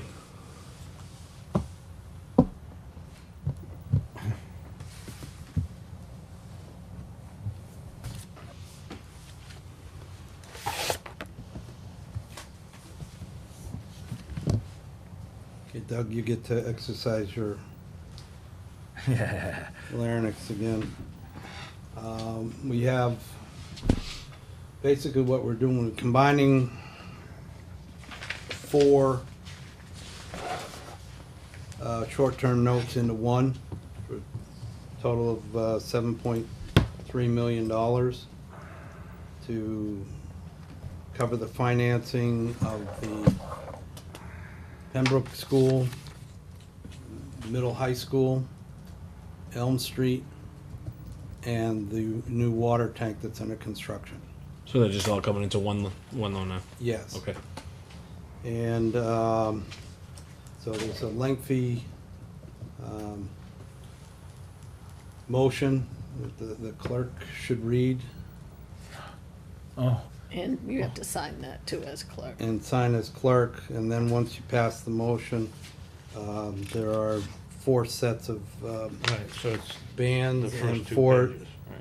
Yeah, you don't have to read that Listen. first paragraph. Just begin at vote. Begin voted? Yeah. Okay, so, Mr. Chair, I move that we sign the band notes, voted to approve the sale of a $7,311,958 2.75% general obligation bond anticipation notes of the town dated July 16, 2018, and payable July 16, 2019, to Jeffries LLC at par and accrued interest, if any, plus a premium of $69,682.96. Further voted that in connection with the marketing and sale of the notes, the preparation and distribution of a notice of sale and preliminary official statement dated June 13, 2018, and a final official statement dated June 20, 2018, each in such form as may be approved by the town treasurer, be and hereby are ratified, confirmed, approved, and adopted.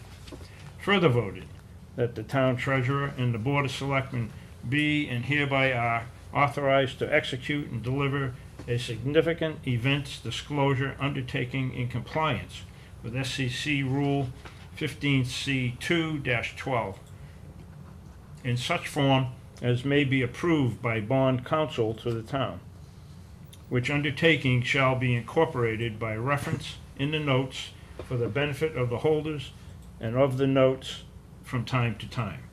Further voted that we authorize and direct the town treasurer to establish post-issuance federal tax compliance procedures in such form as the town treasurer and bond counsel deem sufficient, or if such procedures are currently in place, to review and update said procedures in order to monitor and maintain the tax-exempt status of the notes.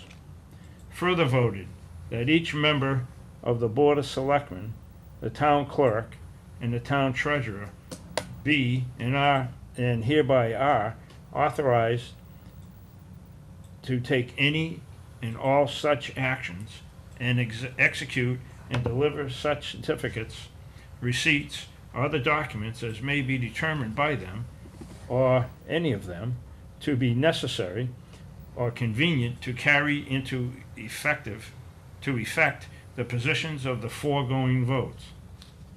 I further certify that the votes were taken at a meeting open to the public, that no vote was taken by secret ballot, that a notice stating the place, date, time, and agenda for the meeting, which agenda included the adoption of the above votes, was filed with the town clerk, and a copy thereof posted in a manner conspicuously visible to the public at all hours in or on the municipal building that the office of the town clerk is located, or, if applicable, in accordance with an alternative method of notice prescribed or approved by the Attorney General as set forth in 940 CMR 29.32B, at least 48 hours, not including Saturdays and Sundays and legal holidays, prior to the time of the meeting, and remain so posted at the time of the meeting that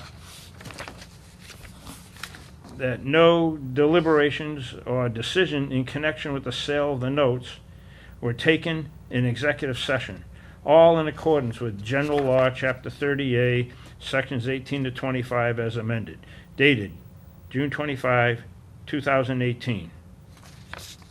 Clerk of the Board of Selectmen. So I move that this be, this vote of the Board of Selectmen be accepted and authorize me to sign as the clerk. Okay. Now we read the first paragraph. I was gonna say, so that's basically the motion, right? And then we have That's a the second. motion, That's the right. motion. Did you second that? You did. Okay, make sure. You have to read that? Well, that has to be filled in after. Yeah, I What are guess the there's votes? just a vote. That's, The vote- that's. That is the motion, That's right? the motion. All right, we have a is the second from Kip. All right, so we have So the a, motion is for the votes that are taking place now? Yes, Yes. what he just read. To accept the That was a lot. the band anticipation note. But it mentioned other dates of, I thought June 13th, June 20th. Well, it mentioned several dates in here. I thought- There was at a meeting held on June 25th, obligations, anticipation notes of the town dated 16 July 2018, and payable 16 July 2019. Let me see. Further voted that in connection with the marketing and sale of the notes, the preparation and distribution of a notice of sale and preliminary official statement dated June 13, 2018, and a final official statement dated June 20, 2018, each in such form as may be approved by the town treasurer, be and hereby ratified, confirmed, and approved and adopted. Got that? That was that. And what was the 69K? That the interest that was mentioned? A premium of Yes. $69,682.96. Yeah. Thank you, Mass Board of Schools. And Mike, why don't, for the folks out listening in tonight and watching us, can you give us a little background on why we're doing this? Well, during the construction of all these projects, we had to take out, and actually, this is still temporary financing. Until the MSBA certifies the project audit is complete, then we will pay off those bonds, all of them, and reduce that 7.3 million by, well, the taxpayers aren't paying for well, they are, it's not coming out of the general fund for the water tank. That's coming out of the enterprise fund. But those other three projects will be coming out of the town budget. But we'll combine them all in final financing, one large it hasn't been determined the length of the bond, but it'd probably be a 20-year bond. This is a 1-year bond. And, but we'll use, the MSBA has been holding, well, about 5% of the project of our grant. They've been holding it until they close out the project to make sure there's money there. We'll get approximately $500,000 in our money back, and then instead of borrowing 7.3 million, we'll be borrowing 6.8 million, and in permanent financing. Okay. So that's all they're holding is $500,000? Yeah. How, question? Sure. When we go, just enlighten me again, I guess, on what the agreement is with the state now. Do they end up giving the money and paying it, or do they help us to pay the bond? No, they don't help pay the bonds. They help pay the project. Okay, so We what gotta- they've paid will be paid to the contractors? It's already been paid out. Okay. Every So- payment we made, in essence, we got 52%. They paid 52% of the project. Yes, okay. We pay 48, and of that, every time we made a payment, they made a payment for us. They set aside 5% until, and that's what we're getting back, the 5% or $500,000. Okay. But now, how much of the enterprise fund was for the what? Do you remember that? Yep. No, I don't remember it, but I have it written down. Water tank is 2.6 million. Yeah, I was thinking, so. So, yeah, we're at 6.8 million Right. right now. So the $500,000 will take us down to Well, 6.3. Okay, but $2.6 million is being paid for out of the water enterprise fund, That's right. all right? Yep. So the amount that the taxpayers, well, because we paid all the rates and everything, but The as far general as- fund is paying Right, 6.8 million. Right, okay, all right.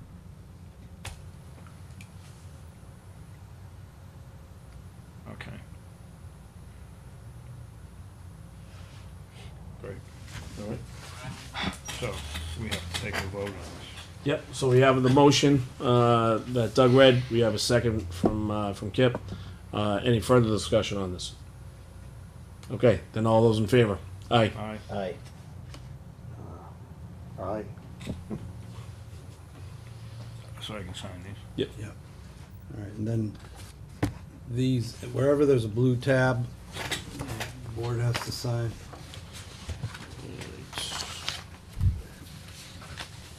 There's 4 of everything.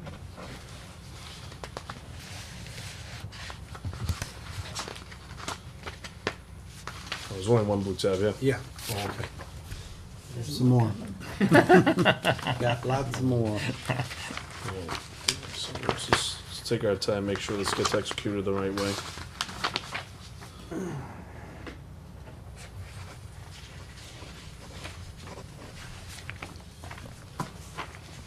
I could give you a little update on something, Mr. Chair, on Selectmen's report while we're signing, or? You want to give us an update Well, on something? Yeah. Um, yeah. You know, Chief Cudmore briefly mentioned about a meeting we were at earlier, and so I thought I just might say that we were, Byfield Church had a meeting with, we opened it up the houses of worship in the town about disaster planning, and that Chief Cudmore, Chief Mitchell, and I'll just go with the school resource officer, Henry, struggle with the last name. Olszewski. Was present at the meeting, and that's why I couldn't accommodate you earlier on the 6 o'clock appointment that had been planned for some time, so. And it went well, yeah, and hopefully we'll have follow-up on it. And that's kind of in a follow-up on a meeting that I attended kind of for the board and for the church back in, I think it was January, to do with disaster planning that the state had put on.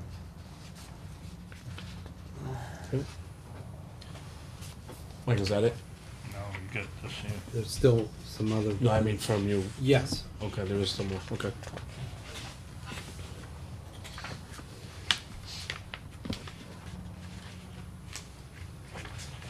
Just the blue tabs. Right. Yeah, blue and yellow on each.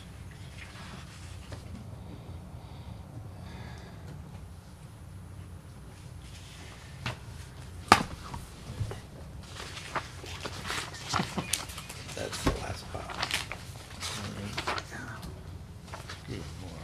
I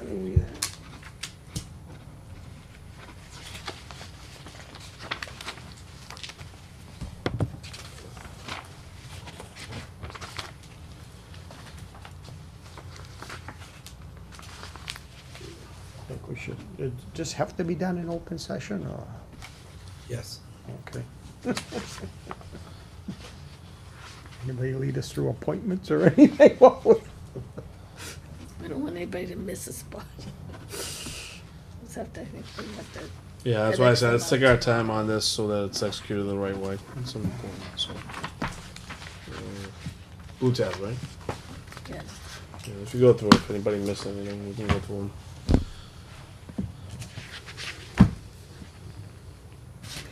Make sure you don't get my agenda. The ones in there. They're already signed by Doug. So, Mike, of all the bond anticipation notes we've signed since the project was finished, how much would you say that's cost us?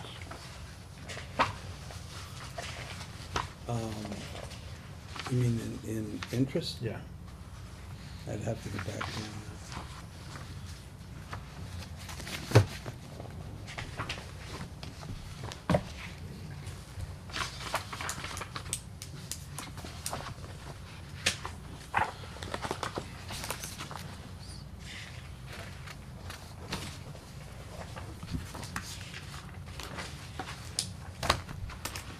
Oh, you put that on the.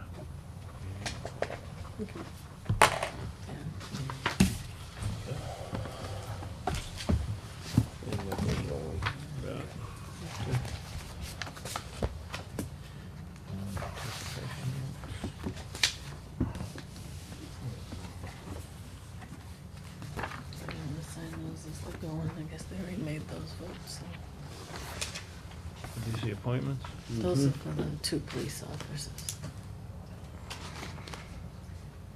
There were some down in the office. Joe, did you get the items downstairs that had to be signed? No, I wasn't in the office, you know. I think you had Already signed a lot signed of them. I had already signed a lot of them. Yeah.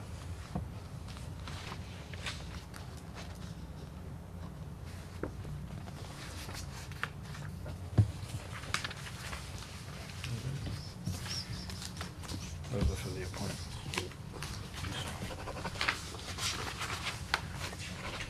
When he came in and sat down, I said, I know this kid. Oh, the first one. Yep.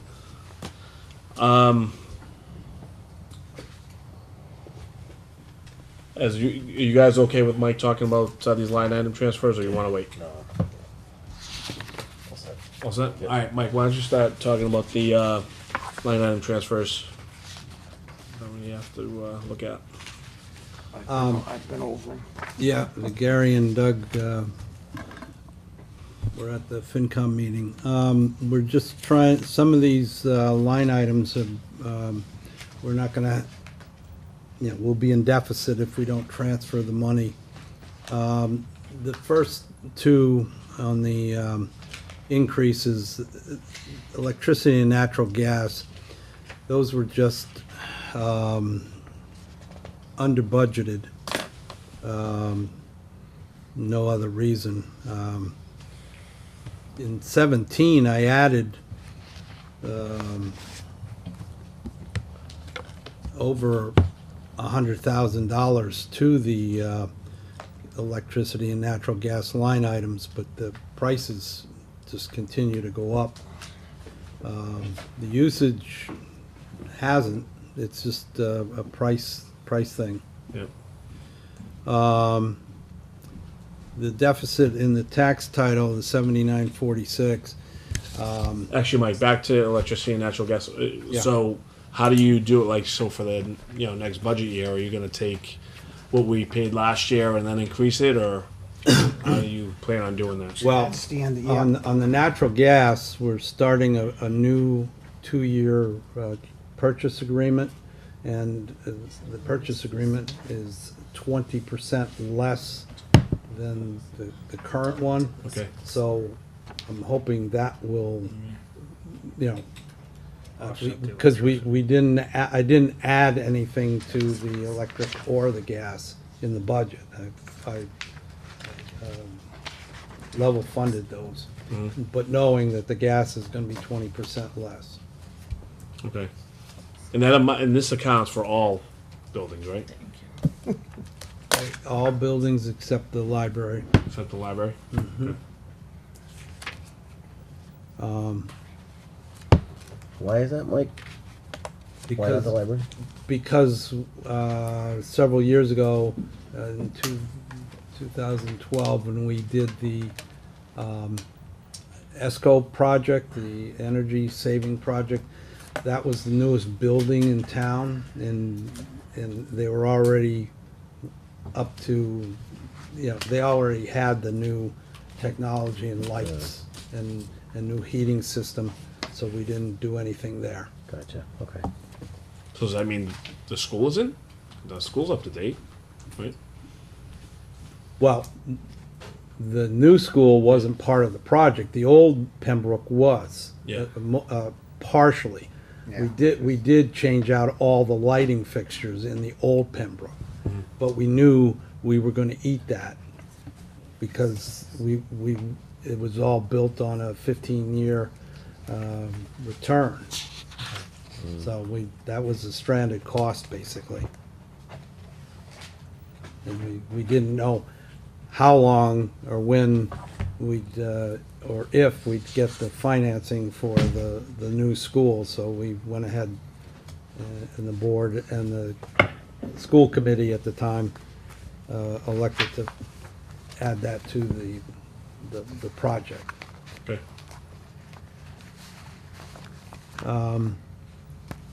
The treasurer overspent the tax title line item. She came to me ahead of time and showed me that there were a number of properties that hadn't gone through tax title, and so we spent $7,900, and she collected almost all the arrearage that was there. We had to, take it to court, and once the landowners, property owners, received a notice from the court that their properties were going to be taken, they usually pay up. Except National Ave, and we end up owning it. So, planning salary, that was for the clerical change. The $20,000 for the, we had talked about this during the budget season. We knew we had excess in the fire salaries, and we didn't want to spend free cash, so we transferred $25,000 in from the fire salary line item to the fire expense to buy the tanks.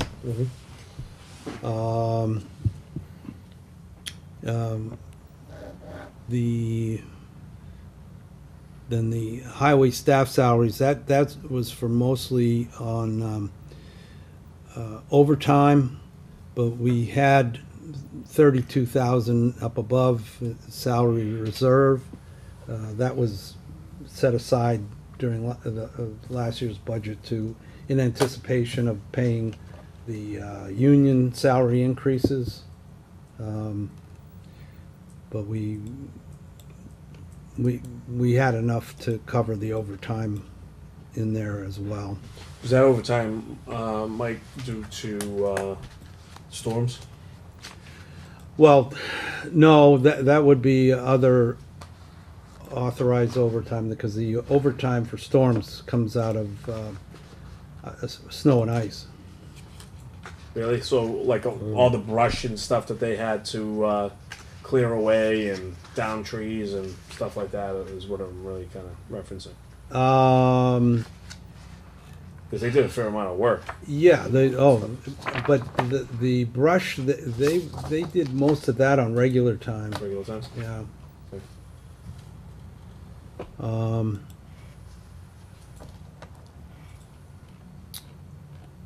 The library expenses, that was for utility expense. They had deficit in utility expenses. Also. Yeah. And then health insurance, that was just to, we were $5,900 short in that line item. We were out, to be honest, we were actually $90,000 short. We paid $90,000 of that from the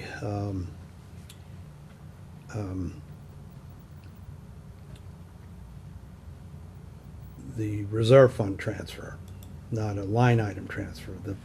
The FinCom reserve fund transfer.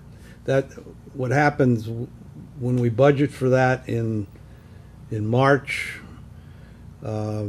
People register for the new plan in June. In June, it starts in July 1, and we're guessing that people will stay in the same. We estimate a family. So many people in the family plan, so many people in a single plan, and in $90,000 is if 3 people change from single to family, or if a single person leaves a job and we refill it with a family plan, that's pretty much $90,000 a swing. So we used to, and I explained this to the finance committee, I found when I first got here 9 years ago, that was kind of the town's slush fund. We would over budget in that line item by a couple $100,000. And we don't have that luxury. So I budget as close as I possibly can. And I'd rather have a deficit and be able to move money around at the end of the year than over budgeting.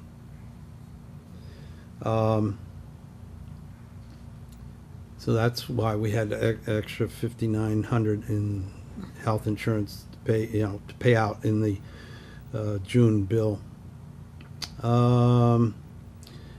Property and liability,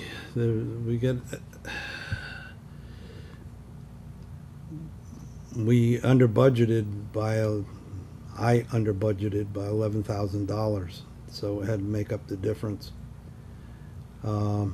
Parks and Rec are just swapping money from the salary line to the expense line to buy some, I think, fertilizer. They didn't spend all their salary money, but they needed extra out of the purchase of expenses. So there was a total of transfer of $141,275. Okay. And need a motion and signatures. As I said, the Finance Committee took that up last Mr. Chair, Thursday. I move to approve the appropriation transfers as printed here, June 21, 2018, of $141,275.37. Second. Okay, motion is second. Further discussion? Okay, if not, then all those in favor? Aye. Aye. Aye. Aye. Okay. Pass unanimously. Mr. Chairman, while we're talking about expenditures, last meeting, I mentioned, because we didn't adjust for the line item transfers for, I mentioned to you, we're running a deficit in the legal line item. Yep. And I had suggested that this may be an opportunity to use some of the gift account money to pay for direct expenses for that the town incurred in the year for legal fees for marijuana. And it totaled $16,278. As you can see, we're currently $1,347 in the hole. What we would do, the procedure would be to reclassify some of the money that we've already spent out of the general fund and replace it with the gift account money. And that would give us $16,000 more of general fund money to finish out May and June. Okay. So, this is the figure that we got at the Last meeting. So, is there any more that, or they just haven't billed it? Actually, I got the May bill, but there was $740 in marijuana expenditures. Added to? Additional that doesn't show here.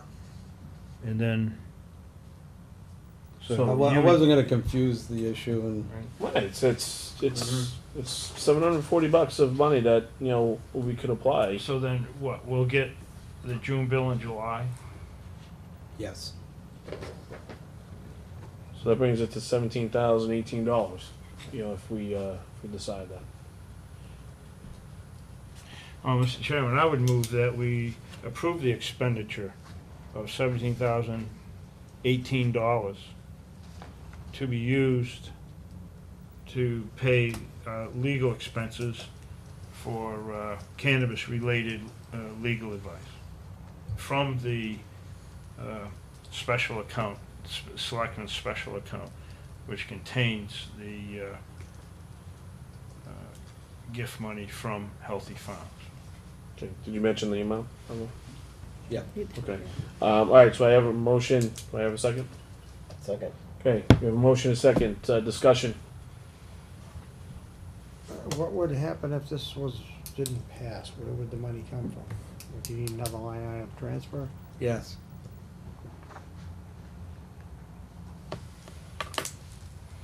So again, I'll reiterate, just in terms of discussion, that, this is a, direct expense, relating to the efforts, regarding, cannabis, marijuana, whatever you want to say. So from that standpoint, I think we're following, kind of the path, that I think we're supposed to take here. And, if we do decide to pay this money, I truly feel that, we're doing the right thing and we're in compliance. As all these can be documented. Okay? So, that's my 2 cents. Any further discussion? No? No. Okay. So we have a motion, second. If there's no other discussion, all those in favor? Aye. Aye. Against? Again? Aye. Against. Oh. Did you vote, Gary? No. No. Abstain. You abstaining? Okay. No, I'm gonna vote nay, Oh, you're gonna vote nay. Okay. but we haven't got there yet, so. But I guess I have. Okay. Okay. So we got 3-1. 3-1. All right, Mike. So that's Yeah, that's all I have. okay. Thank you. All right. Let's see. Mike, is there anything under the town administrator's report other than? No, those, I was gonna bring, no, nothing else. Nothing else that you want to? Okay. Nothing on my end. All right. So I think last on our agenda is to get to the annual appointments, the boards and committees. So we got to finish that off tonight. I didn't bring my list with me.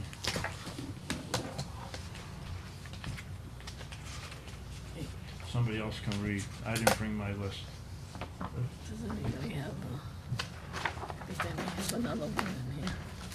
Oh, you sure there's another? Sorry, I need mine to write on. So. Tell you the truth, do you need the last one? Because we didn't start with page 1. We got to figure out where we started. Yeah, Where do we start? I think we Well, started. I corrected, I made all the, I think we started at the So police. you corrected the ones that we did? yeah, this So the only one ones that are highlighted are the ones that we need? should be just about, yeah. I think we I started. have a couple It's questions. kinda on like a two couple- different highlights, okay, I see the darker one is, some of the- It just may be the color that I used. yeah. Okay, well, why don't we start? But Mr. Chair, I move that we appoint Michael Farrell as the ADA Coordinator, term to expire June 30, 2019. Okay, motion. Do we have a second? Second. All right, motion and a second. Any discussion? Okay, all those in favor? Aye. Aye. Mr. Chair, I move that we appoint, is this true? Is Tim Garrity still gonna be on there? No, I don't think Mr. Garrity wanted to be reappointed. No, we don't have any. Yeah, I seem to remember David saying he didn't want to be reappointed. So I'm gonna skip over that. I move that we appoint Heather B. Fegus to the Affordable Housing Task Force. I'm assuming term to expire June 30, 2019? They're 3 years. 3 Sorry, years. so that Three. would That's be a 3-year term? 21, yep. Oh, so modify that to June 30, 2021. Okay, do I have a second? Second. Okay, we have a motion and a second. Further discussion on that. All those in favor? Aye. Aye. Aye. Mr. Chair, I move that we, Janet, is Tim also not want to be there? Right, and that's a, yes. I move that we reappoint Paul Nelson to the Affordable Housing Trustees, term to expire June 30, 2021. Second. Okay, motion and a second. Further discussion. Yeah, I think that should be 2020. It says it's a 2-year appointment. Yep. 20, yeah. 2 years. Is that right? Yeah. It says 2 years, so modify that to 2020, please. Second that. Okay. Motion and a second. Any further discussion? Okay, all those in favor? Aye. Aye. All right, if I could stop there for a second. So it is my understanding, correct me if I'm wrong, do we need to appoint someone from the Board of Selectmen, onto that? We have had someone from the Board of Selectmen Yeah. on the Affordable Housing So Trust. yeah, there was David, right? So now that David is not, No, I thought he said he wanted to continue. I think He's he still just- on, but he's not. he's a still on, select- but he's not a selectman, and I believe we need a selectman on that board. Do you need a selectman or just? No, Oh, well, we appoint tomorrow, He's on that board, but not as a selectman. Correct. Right, huh? So you're saying. Phil you used to be So- on as, So do we need a selectman on that, or is it required, or is it something that is just we've done? to look up at the trust document if it said, Yeah. yeah. Are you open for that? Or Yeah, I'm open for it. Yeah, Definitely. You have time. Well, then, why don't we do it? All right, why don't we do that then? Okay, Mr. Chair, I move to appoint Kip Aderney to the Affordable Housing Trustees with a term to expire June 30, 2020. Okay, I'll second that. Further discussion? Okay, all those in favor? Aye. Aye. Aye. Kip, congratulations, man. So what about this task force? I don't think the task force has been active. so Okay. I, would, you know, All right, I'm not sure. I No think the different trust as is you really want. the one that has been active. okay. Well, it's just, I'm just saying that the way it's set up right now, it's just Paul and Heather, and it's supposed to be a 5-person board. And I can check with Paul may know or David what's All happening right, with the. well, then we'll task just hold force. on that one. Now, where are we? Board of Health. What else? Mr. Chair, I move that we reappoint Paul Thompson to the Board of Health, term to expire June 30, 2021. Second. Okay, motion and a second. Further discussion? Okay, all those in favor? Aye. Aye. Aye. Thank you, Paul. I think it was all done We already. move to Cable Access TV. Mr. Chair, I move that we reappoint Stephen Sadler, Charles Kipdurney, Michael Hinchcliffe, and Kelsey Bresnahan Sousa to the Cable TV Advisory Committee, term to expire June 30, 2019. Okay, I'll second that. So we have a motion, a second, discussion. Mike, is it okay if we have 2 selectmen on that? 2 is okay. 2's all right? Okay, just want to make sure we're okay with that. Problem with the economic development. Yeah, I know, Right. we're gonna get back down there and we'll change that around. So anyway, we have a motion and a second on the floor. Any further discussion on that? Okay, if not, all those in favor? Aye. Aye. Aye. Abstain. Mr. Chair. Oh, didn't we already have we already appointed her? Just did. Yeah, we did her. Okay, Oh, yeah. so Yeah. that was Corey. Thank you, Corey. Equal access, Community okay. preservation. Vacant. Hold on, I'm still looking.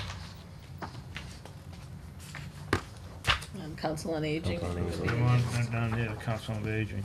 Mr. Chair, I move that we reappoint Esther Pilati and Nancy Thompson to the, reappoint them to the Council on Aging, term to expire June 30, 2021. Second. Okay, motion is second. Any discussion on that? Okay, all those in favor? Aye. Aye.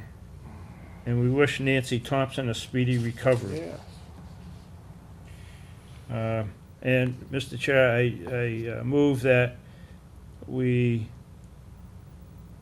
nominate alternates for the Council on Aging, Diane Klablansky and Darcy Norton, term to expire June 30, 2019. Second. Okay, motion is second. Any discussion? Okay, all those in favor? Aye. Aye. Aye. Cultural Council. I move that we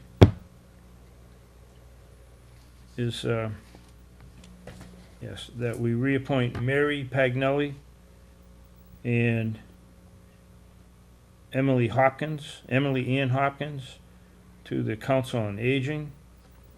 Cultural Council. Excuse me, wow, why did I get that? Cultural Council, term to expire June 30, 2021. Second. Motion is second. Further discussion? Okay, all those in favor? Aye.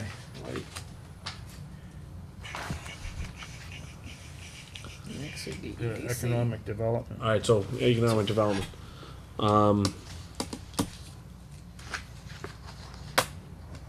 Which So one do Kip, you you think wanna- is coming off? You want off? I want off, yeah. All right, so I'll off come and then, Switch them out. okay. You calling the dibs on that no more? All right, so we'll just, That'll so just, just send your letter in. Yeah. Well, his term expires 6/30/18. yeah, it's term Oh, expires. I'm sorry. There you go. That's So we all just done. leave- I'm sorry, I thought I was looking at 19, so. Right, we'll just Okay. leave that vacant for the time being. Yep. Okay, Mr. Chair, I move that we reappoint, Well, their term is till next year.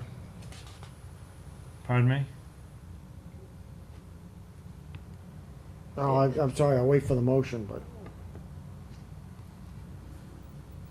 Because I thought didn't we do the bottom, we did the bottom ones, didn't we, last week?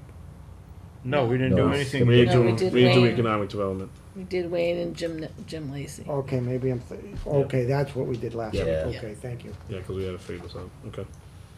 Okay, I move that we reappoint Matt Barassa and John K. Duggan to the Economic Development Committee, term to expire June 30, 2019. Second. Okay, motion is second, discussion. Hey, did John Duggan want to stay on that? I thought I remember him saying he wanted off Yeah, and then because his work commitment. yeah, but then he did. Then he was at a meeting or two afterwards, so I don't know. All right, well, He can we'll keep it always going then, and he resign. can resign later. Okay, so that's discussion. Any further discussion? Okay, all those in favor? Aye. Aye. Aye.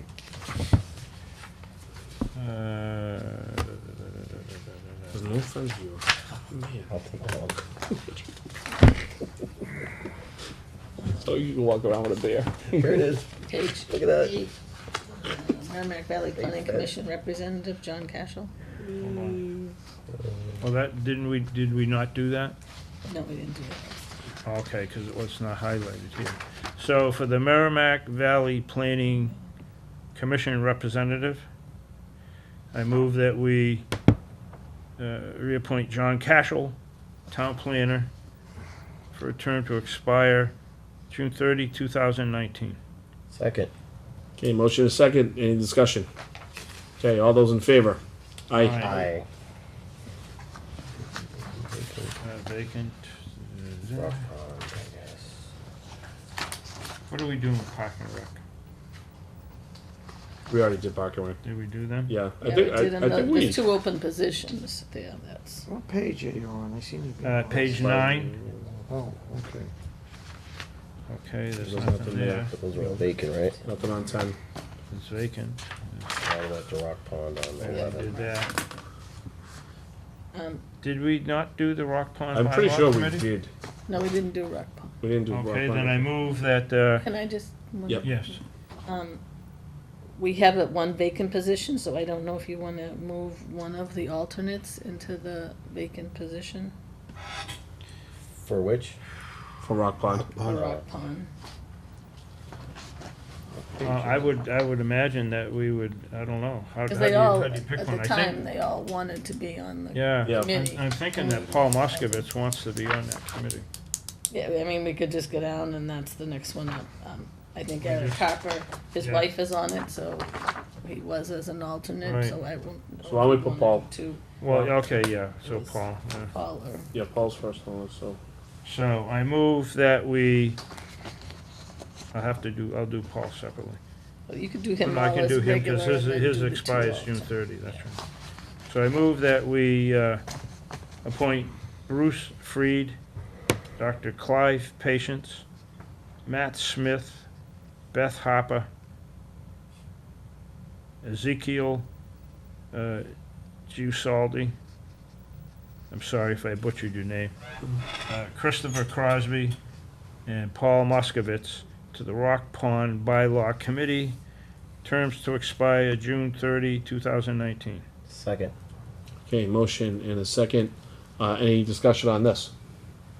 Can I, if I may? Sure. Does anybody know where they are? Because I mean, Well, that's- what was their expectations when they started? Well, that, Whether I was it just about passed- to, yeah, I was about to say, if we could get them in, because now especially, with the summer being here, I've heard some rumblings around town about Rock Pond and some of the other waterways, but, Well, I yeah, have talked to Paul Moskovitz, who asked me why we made him an alternate. In the first place. So What'd you unless tell he's him? changed his mind, which I probably hasn't, he lives right down Yeah. there. Well, it was just a matter of who was on the list. Right. So yeah, if you could invite them in, because I'd be interested, to Gary's point as well, as far as where they're at. Believe me, I had it in my mind, but we had too many other things that we were kind of up yeah. against. So, and even next meeting, I don't know if we have time for them. Well, I think, I think they only started back around November last year, so Yeah. that was a tough assignment perhaps. Yeah, but yeah, we can have To them. come Yeah. on, they know too, where they're Right. at. I think. Okay, so we have the motion, we have the second. Any further discussion? Okay, all those in favor? Aye. Mr. Chairman, I move that we reappoint Eric Harper and Keiko Skinner as alternates to the Rock Pond Bylaw Committee, terms to expire June 30, 2019. Second. Okay, motion is second. Any discussion? All those in favor? Aye. Aye. Mr. Chair, I move that we appoint Michael Farrell, Town Administrator, as the Sexual Harassment Grievance Officer, term to expire June 30, 2019. Second. Okay, motion is second. Further discussion? Okay, all those in favor? Aye. Aye. Mr. Chair, I move that we reappoint Donald Cudmore, Police Chief, Lieutenant Scott Hatch, and Fred A. Mitchell, Jr., Fire Chief, to the State Anti-Terrorism Unified Response Network, terms to expire June 30, 2019. Second. Motion is second. Any discussion? Okay, all those in favor? Aye.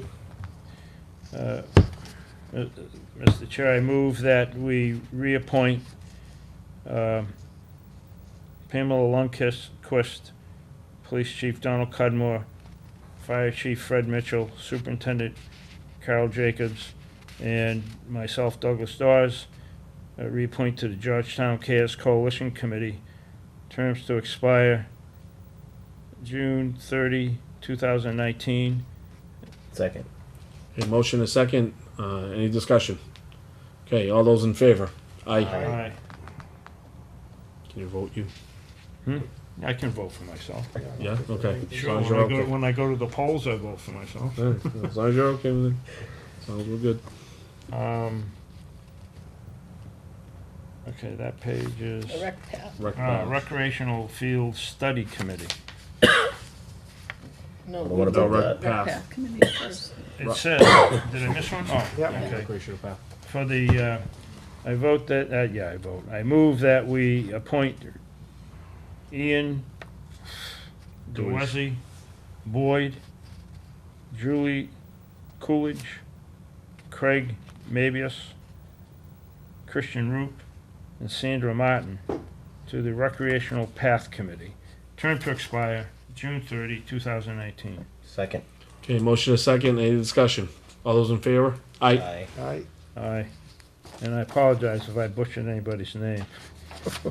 So I move that we appoint to the Recreational Field Study Committee David Surface, Jeff Moore, Scott McDonald, and Harry Locatilia. Second. Term to expire June 30, 2019. Second. Okay, motion and a second. Any discussion on this? I have a question on this. I know David, Jeff, and Scott were the original three. How did Harry end up on here? Harry sent a letter.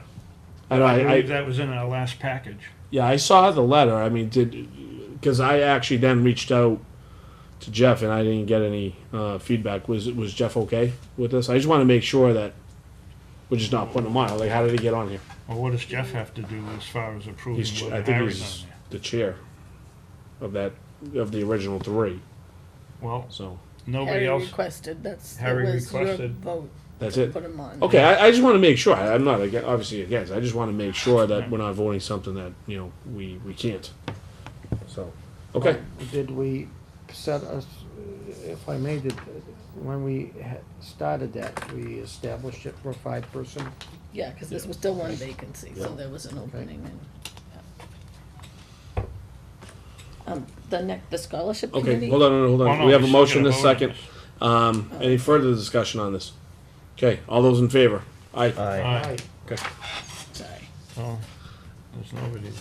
The scholarship committee, we did get an application for the town scholarship that we haven't given out for a little while. We haven't had an active committee, so I reached out to Carol Jacobs, because Carol is on there as by virtue of Yeah. appointment. And she recommended 3 people to be on the To be on committee. the scholarship committee? Yes. 'Cause we Okay. did get an application. It was Heidi Beegan, Heidi, okay, I know Mike Heidi. Anderson, and Diane Collins. Okay, hold on. Mike's at the school and Diane is a secretary or admin at the school. Right, I know them all. And you say Diane Collins? Yes. That's all. Well, that's good news. So I move that we appoint Heidi Beegan, Mike Anderson, and Diane Collins to the School Department Scholarship Committee. Terms to expire June 30, 2019. Second. Okay, we have a motion, a second. Any further discussion on that? Okay, all those in favor? Aye. Aye. Aye. May we disband the school building committee? I don't think so, Not yet? They might have to have one more meeting What? Really? to accept the audit, maybe. Oh, okay. So we have to reappoint them? Well, they're on the committee until, The So they come Place back place. here and yeah. ask to be expanded, right? Okay, then we'll just, okay. Mr. Chair, I move that we reappoint until, well, never mind. We just reappoint to the School Building Committee Joseph Bonavita, Selectmen, Tilly Evangelista, Planning Board, Pamela Lundquist, School Committee, Peter Durkee, Highway Surveyor, Jeff, well, we can't do Jeff Wade because he's not here. George Comiskey, Citizen, Ellie Sinkowitz, Citizen, Michelle Smith, Parent. Parent. Kerry Strauss, Parent. Eric Zadia, Parent. To the term to expire June 30, 2019. Second. Okay, motion a second. Any further discussion on this one? Okay, all those in favor? Aye. Aye. Aye. I'm voting for me too. Mr. Chair, I move that we reappoint as non-voting members of the School Building Committee Michael Farrell, Town Administrator, Carol Jacobs, Superintendent, Margaret Mayer, Pearlie Principal. Well, we can't reappoint Oh. Peter because he's gone. And Susan Sutherland, School Business Manager. Term to expire June 30, 2019. Second. Okay, motion is second. Any further discussion? All those in favor? Aye. Aye. Aye. Almost done. Hold on a minute, I gotta update my sheet. Oh, I'm sorry. Oh, there we go. Mr. Chair, I move that we appoint Charles Carroll, Jeff Moore. Oh, Nope. nope, sorry. wrong Just page. Charles Just Charles Carroll. Yep. Just Charles Carroll to sealer of weights and measures. How did that page get in? I second it. So we have a motion and a second. Any further discussion? Okay, all those in favor? Do we have to say terms to expire 6/30/2019? Oh, did you Did I not say that? No, we skipped that. That's Oh, all. term to expire June 30, 2019. Second. Okay, motion now, a second over here. All right, any further discussion? Okay, all those in favor? Aye. Aye. We're almost there, kiddies. Mr. Chair, I move that we reappoint Deborah Rogers, Health Agent, Stephen Przymski, Con Agent, John Cashel, Town Planner, Peter Durkee, Highway Surveyor, and Michael Farrell, Town Administrator. Terms to expire June 30, 2019. Second. Okay, motion is second. Any discussion? That's All for tho- the storm I was gonna management say, committee. what did you Stormwater appoint? management committee. Did I not say that? No, you did not. He's yawning, I'm missing whole sentences. You need a break? No, Seriously? I'll finish. Okay, all those in favor? Aye. Aye. Okay. I move that we reappoint Mary McMenamy as the town accountant, term to expire June 30, 2021. Second. Okay, motion is second. Any discussion on that? All those in favor? Aye. Aye. Aye. Mr. Chair, I move that we reappoint KP Law as town council, term to expire June 30, 2019. Second. Okay, motion is second. Any discussion on that? Yes. I mean, this seems to be, I mean, I'm okay with KP, but have we ever considered anybody else? Not in the 9 years I've been here. Okay. Why is that, Mike? We're not required to bid that. It's a selectman's appointment. Okay. All right, so kind of late. Oh, it's this late right now, but yeah, I would. But you know, I think that you know, we might want to. I mean, I agree. I was going to ask the same question. Yeah. Tell you the truth, I think I asked the question last year, and we just didn't, you know, kind of address it again. But you know, if we remember, you know, we might want to, you know, look at it. I mean, if Do you want me to go out to bid next year? Before the next, I mean, I think it can't hurt. I mean, if it's been 9 years, then I think. it's been longer than I that. think we should have some discussion on that before we decide to go out to bid. Well, that's, I guess, you know. Yeah, I mean, I think as a board we should probably discuss that. I'm trying to, was it them or was it Powers and Sullivan that DOR suggested that we, I think it might have been Powers and Sullivan that they suggested you don't have the same accountants all the time. But somewhere I thought I heard saying that, you know, it wouldn't hurt to get different bids for legal. Yeah, DOR recommended changing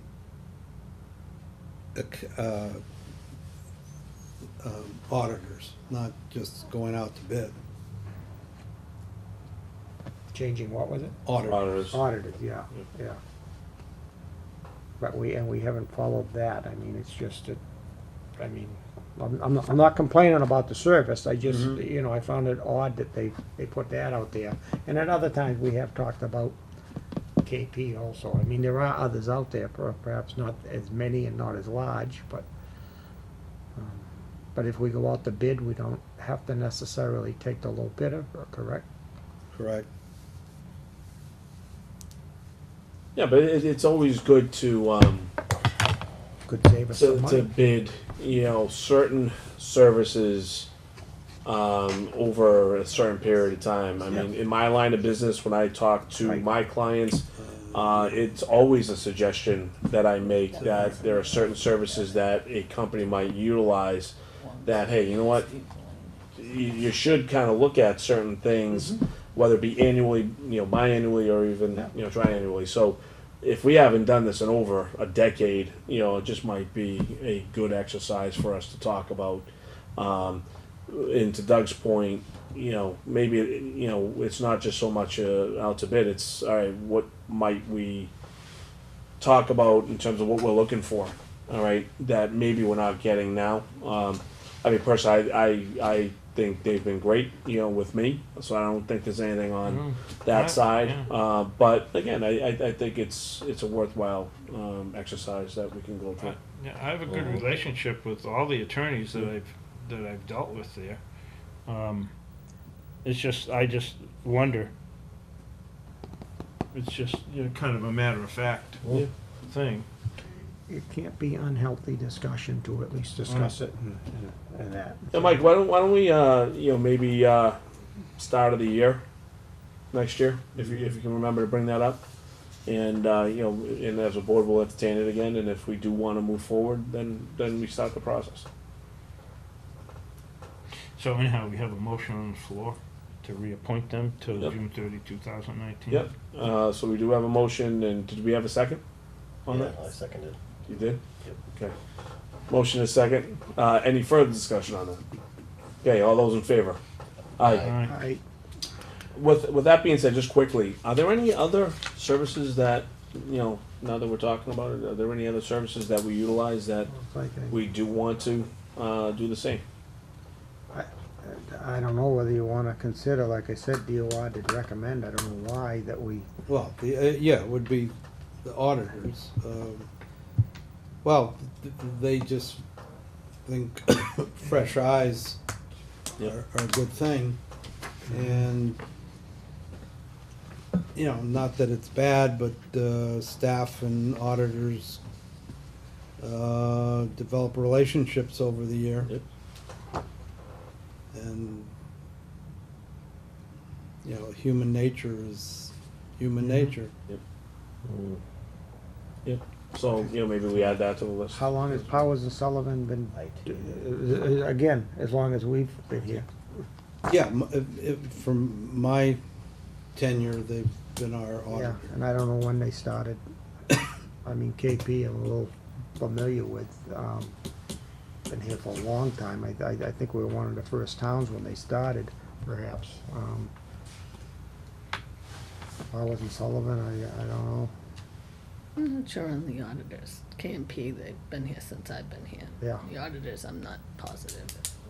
Yeah. It may have been owned by similar people and then switched names or something, but.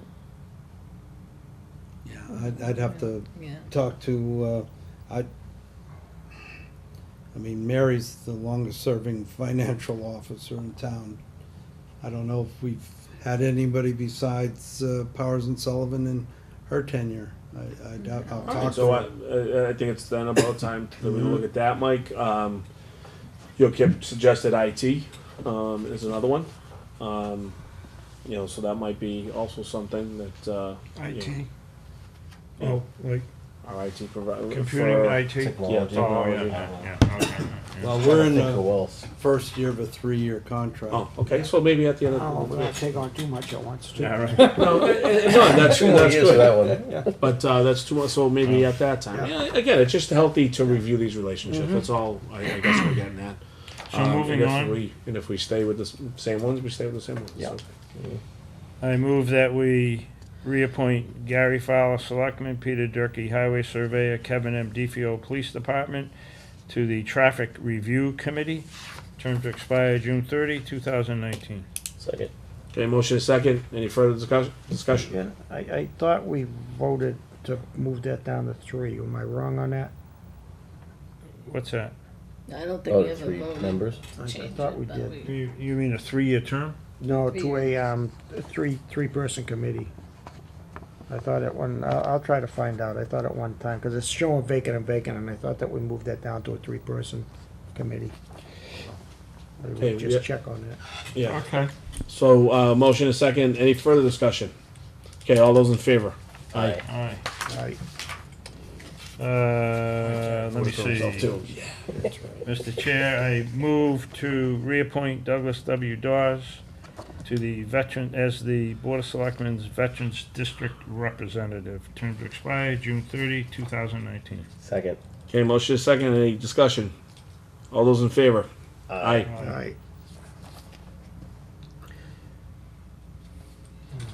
For the Zoning Board of Appeals, I move that we reappoint Dave Kapnis for a term to expire June 30, 2023. Second. Oh, that's a long time. Wow, That's good one a here. 5. Wow. So we have a motion and a second. Further discussion on that?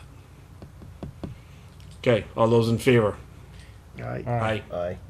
Mr. Chair, I move that we reappoint Sharon Freeman and David W. Twist as alternate members of the Zoning Board of Appeals. Terms to expire June 30, 2019. Second. We have a motion and a second. Any further discussion on that? No? Okay, all those in favor? Aye. Aye. And Mr. Chair, may I comment here? Yeah.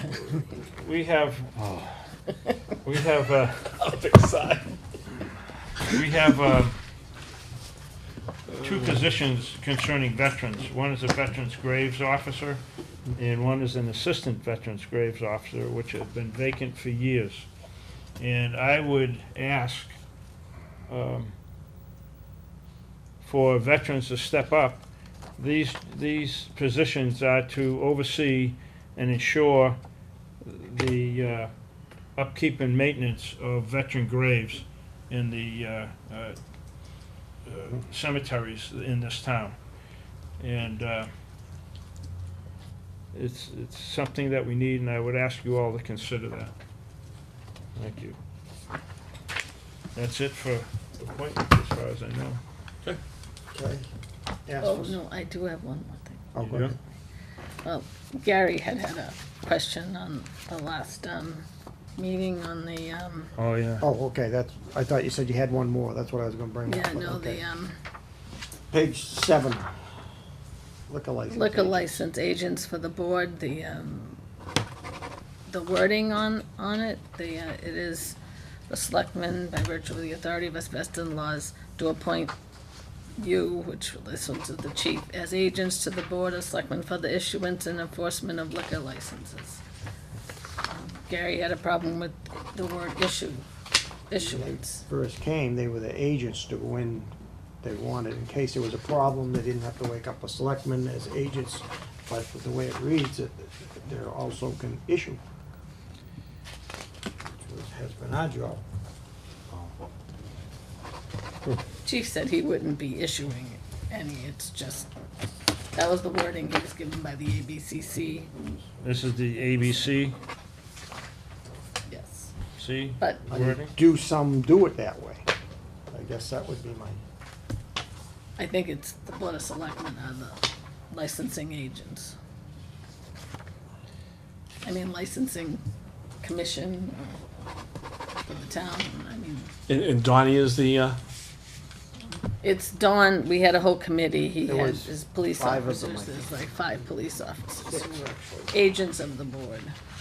1, 2, Donnie's heading out that effort, right? 4, Well, I'm sure that 6.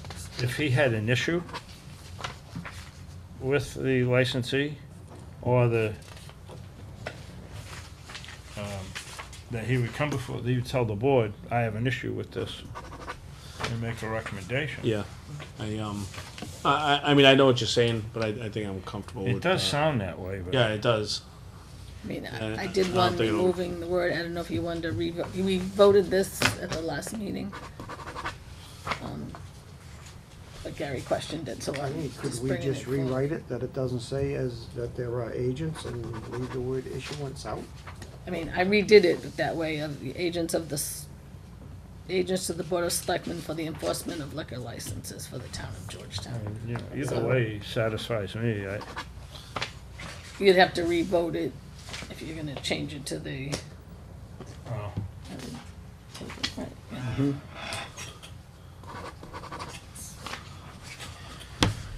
You know, I'm okay with the way it stands, but if the board feels like we should revote it, I'm trying to, that's okay did this too. come up last year? I mean, I can't remember. We did this in the, Do you know what we? I think in January or December. Yeah, we did it. After in the this issue we room. had didn't realize at, that. The chief's request. the chief's request. Well, he had talked to Just ABCC. trying to remember how The ABCC, he talked to them because we had some issues with the license, and they suggested that the town should have the police as agents of the board, so, because the selectmen aren't gonna, if there's an issue there, you're not going in, but it would give them the power to go in if there Okay, was but I'm just, issues. so there's no intention to change the process. No. That was mine.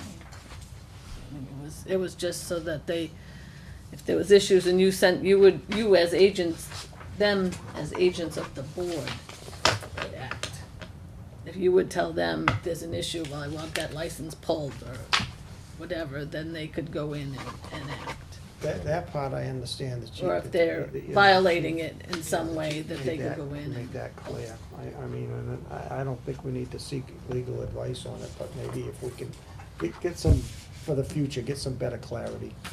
Yeah, I can see that. So Did I we- won't ask to revote it. On the Rock Pond, didn't we eliminate someone? Did you take that appointment out of Rock Pond? Rock Pond, we just changed it, so I was just gonna, I'll just take alternate off the license. Right, because his. There was someone that is not on it anymore, right? He wasn't on there, though. I don't think Janet put him on the list, the one that had resigned. All right, so I just want to make sure we're not signing Wasn't Rock something. Pond. If it was, I'll pull it. I'll Yeah, make just- sure to go through them. Yeah, because we put the guy who said, "Why wasn't I on?" Yeah, He was an Paul alternate. Moskowitz. He We didn't was, do- we he didn't was an do Eric. alternate on the list, so we just Yep. moved him up. All Right, to a but regular Eric, member. Eric can be an alternate, Yeah, but he can't be a voting member as an alternate. Right? Because his wife is on it? Well, he still could be, but you would want it to let Right. other people be on where he already, that household had a vote. I think that's how you had put it before, but he still had requested to be on. Right. But it would be, someone wasn't there, I guess, he could vote as alternate. All right, so I don't think we need to be on TV just to sign all this, right? No.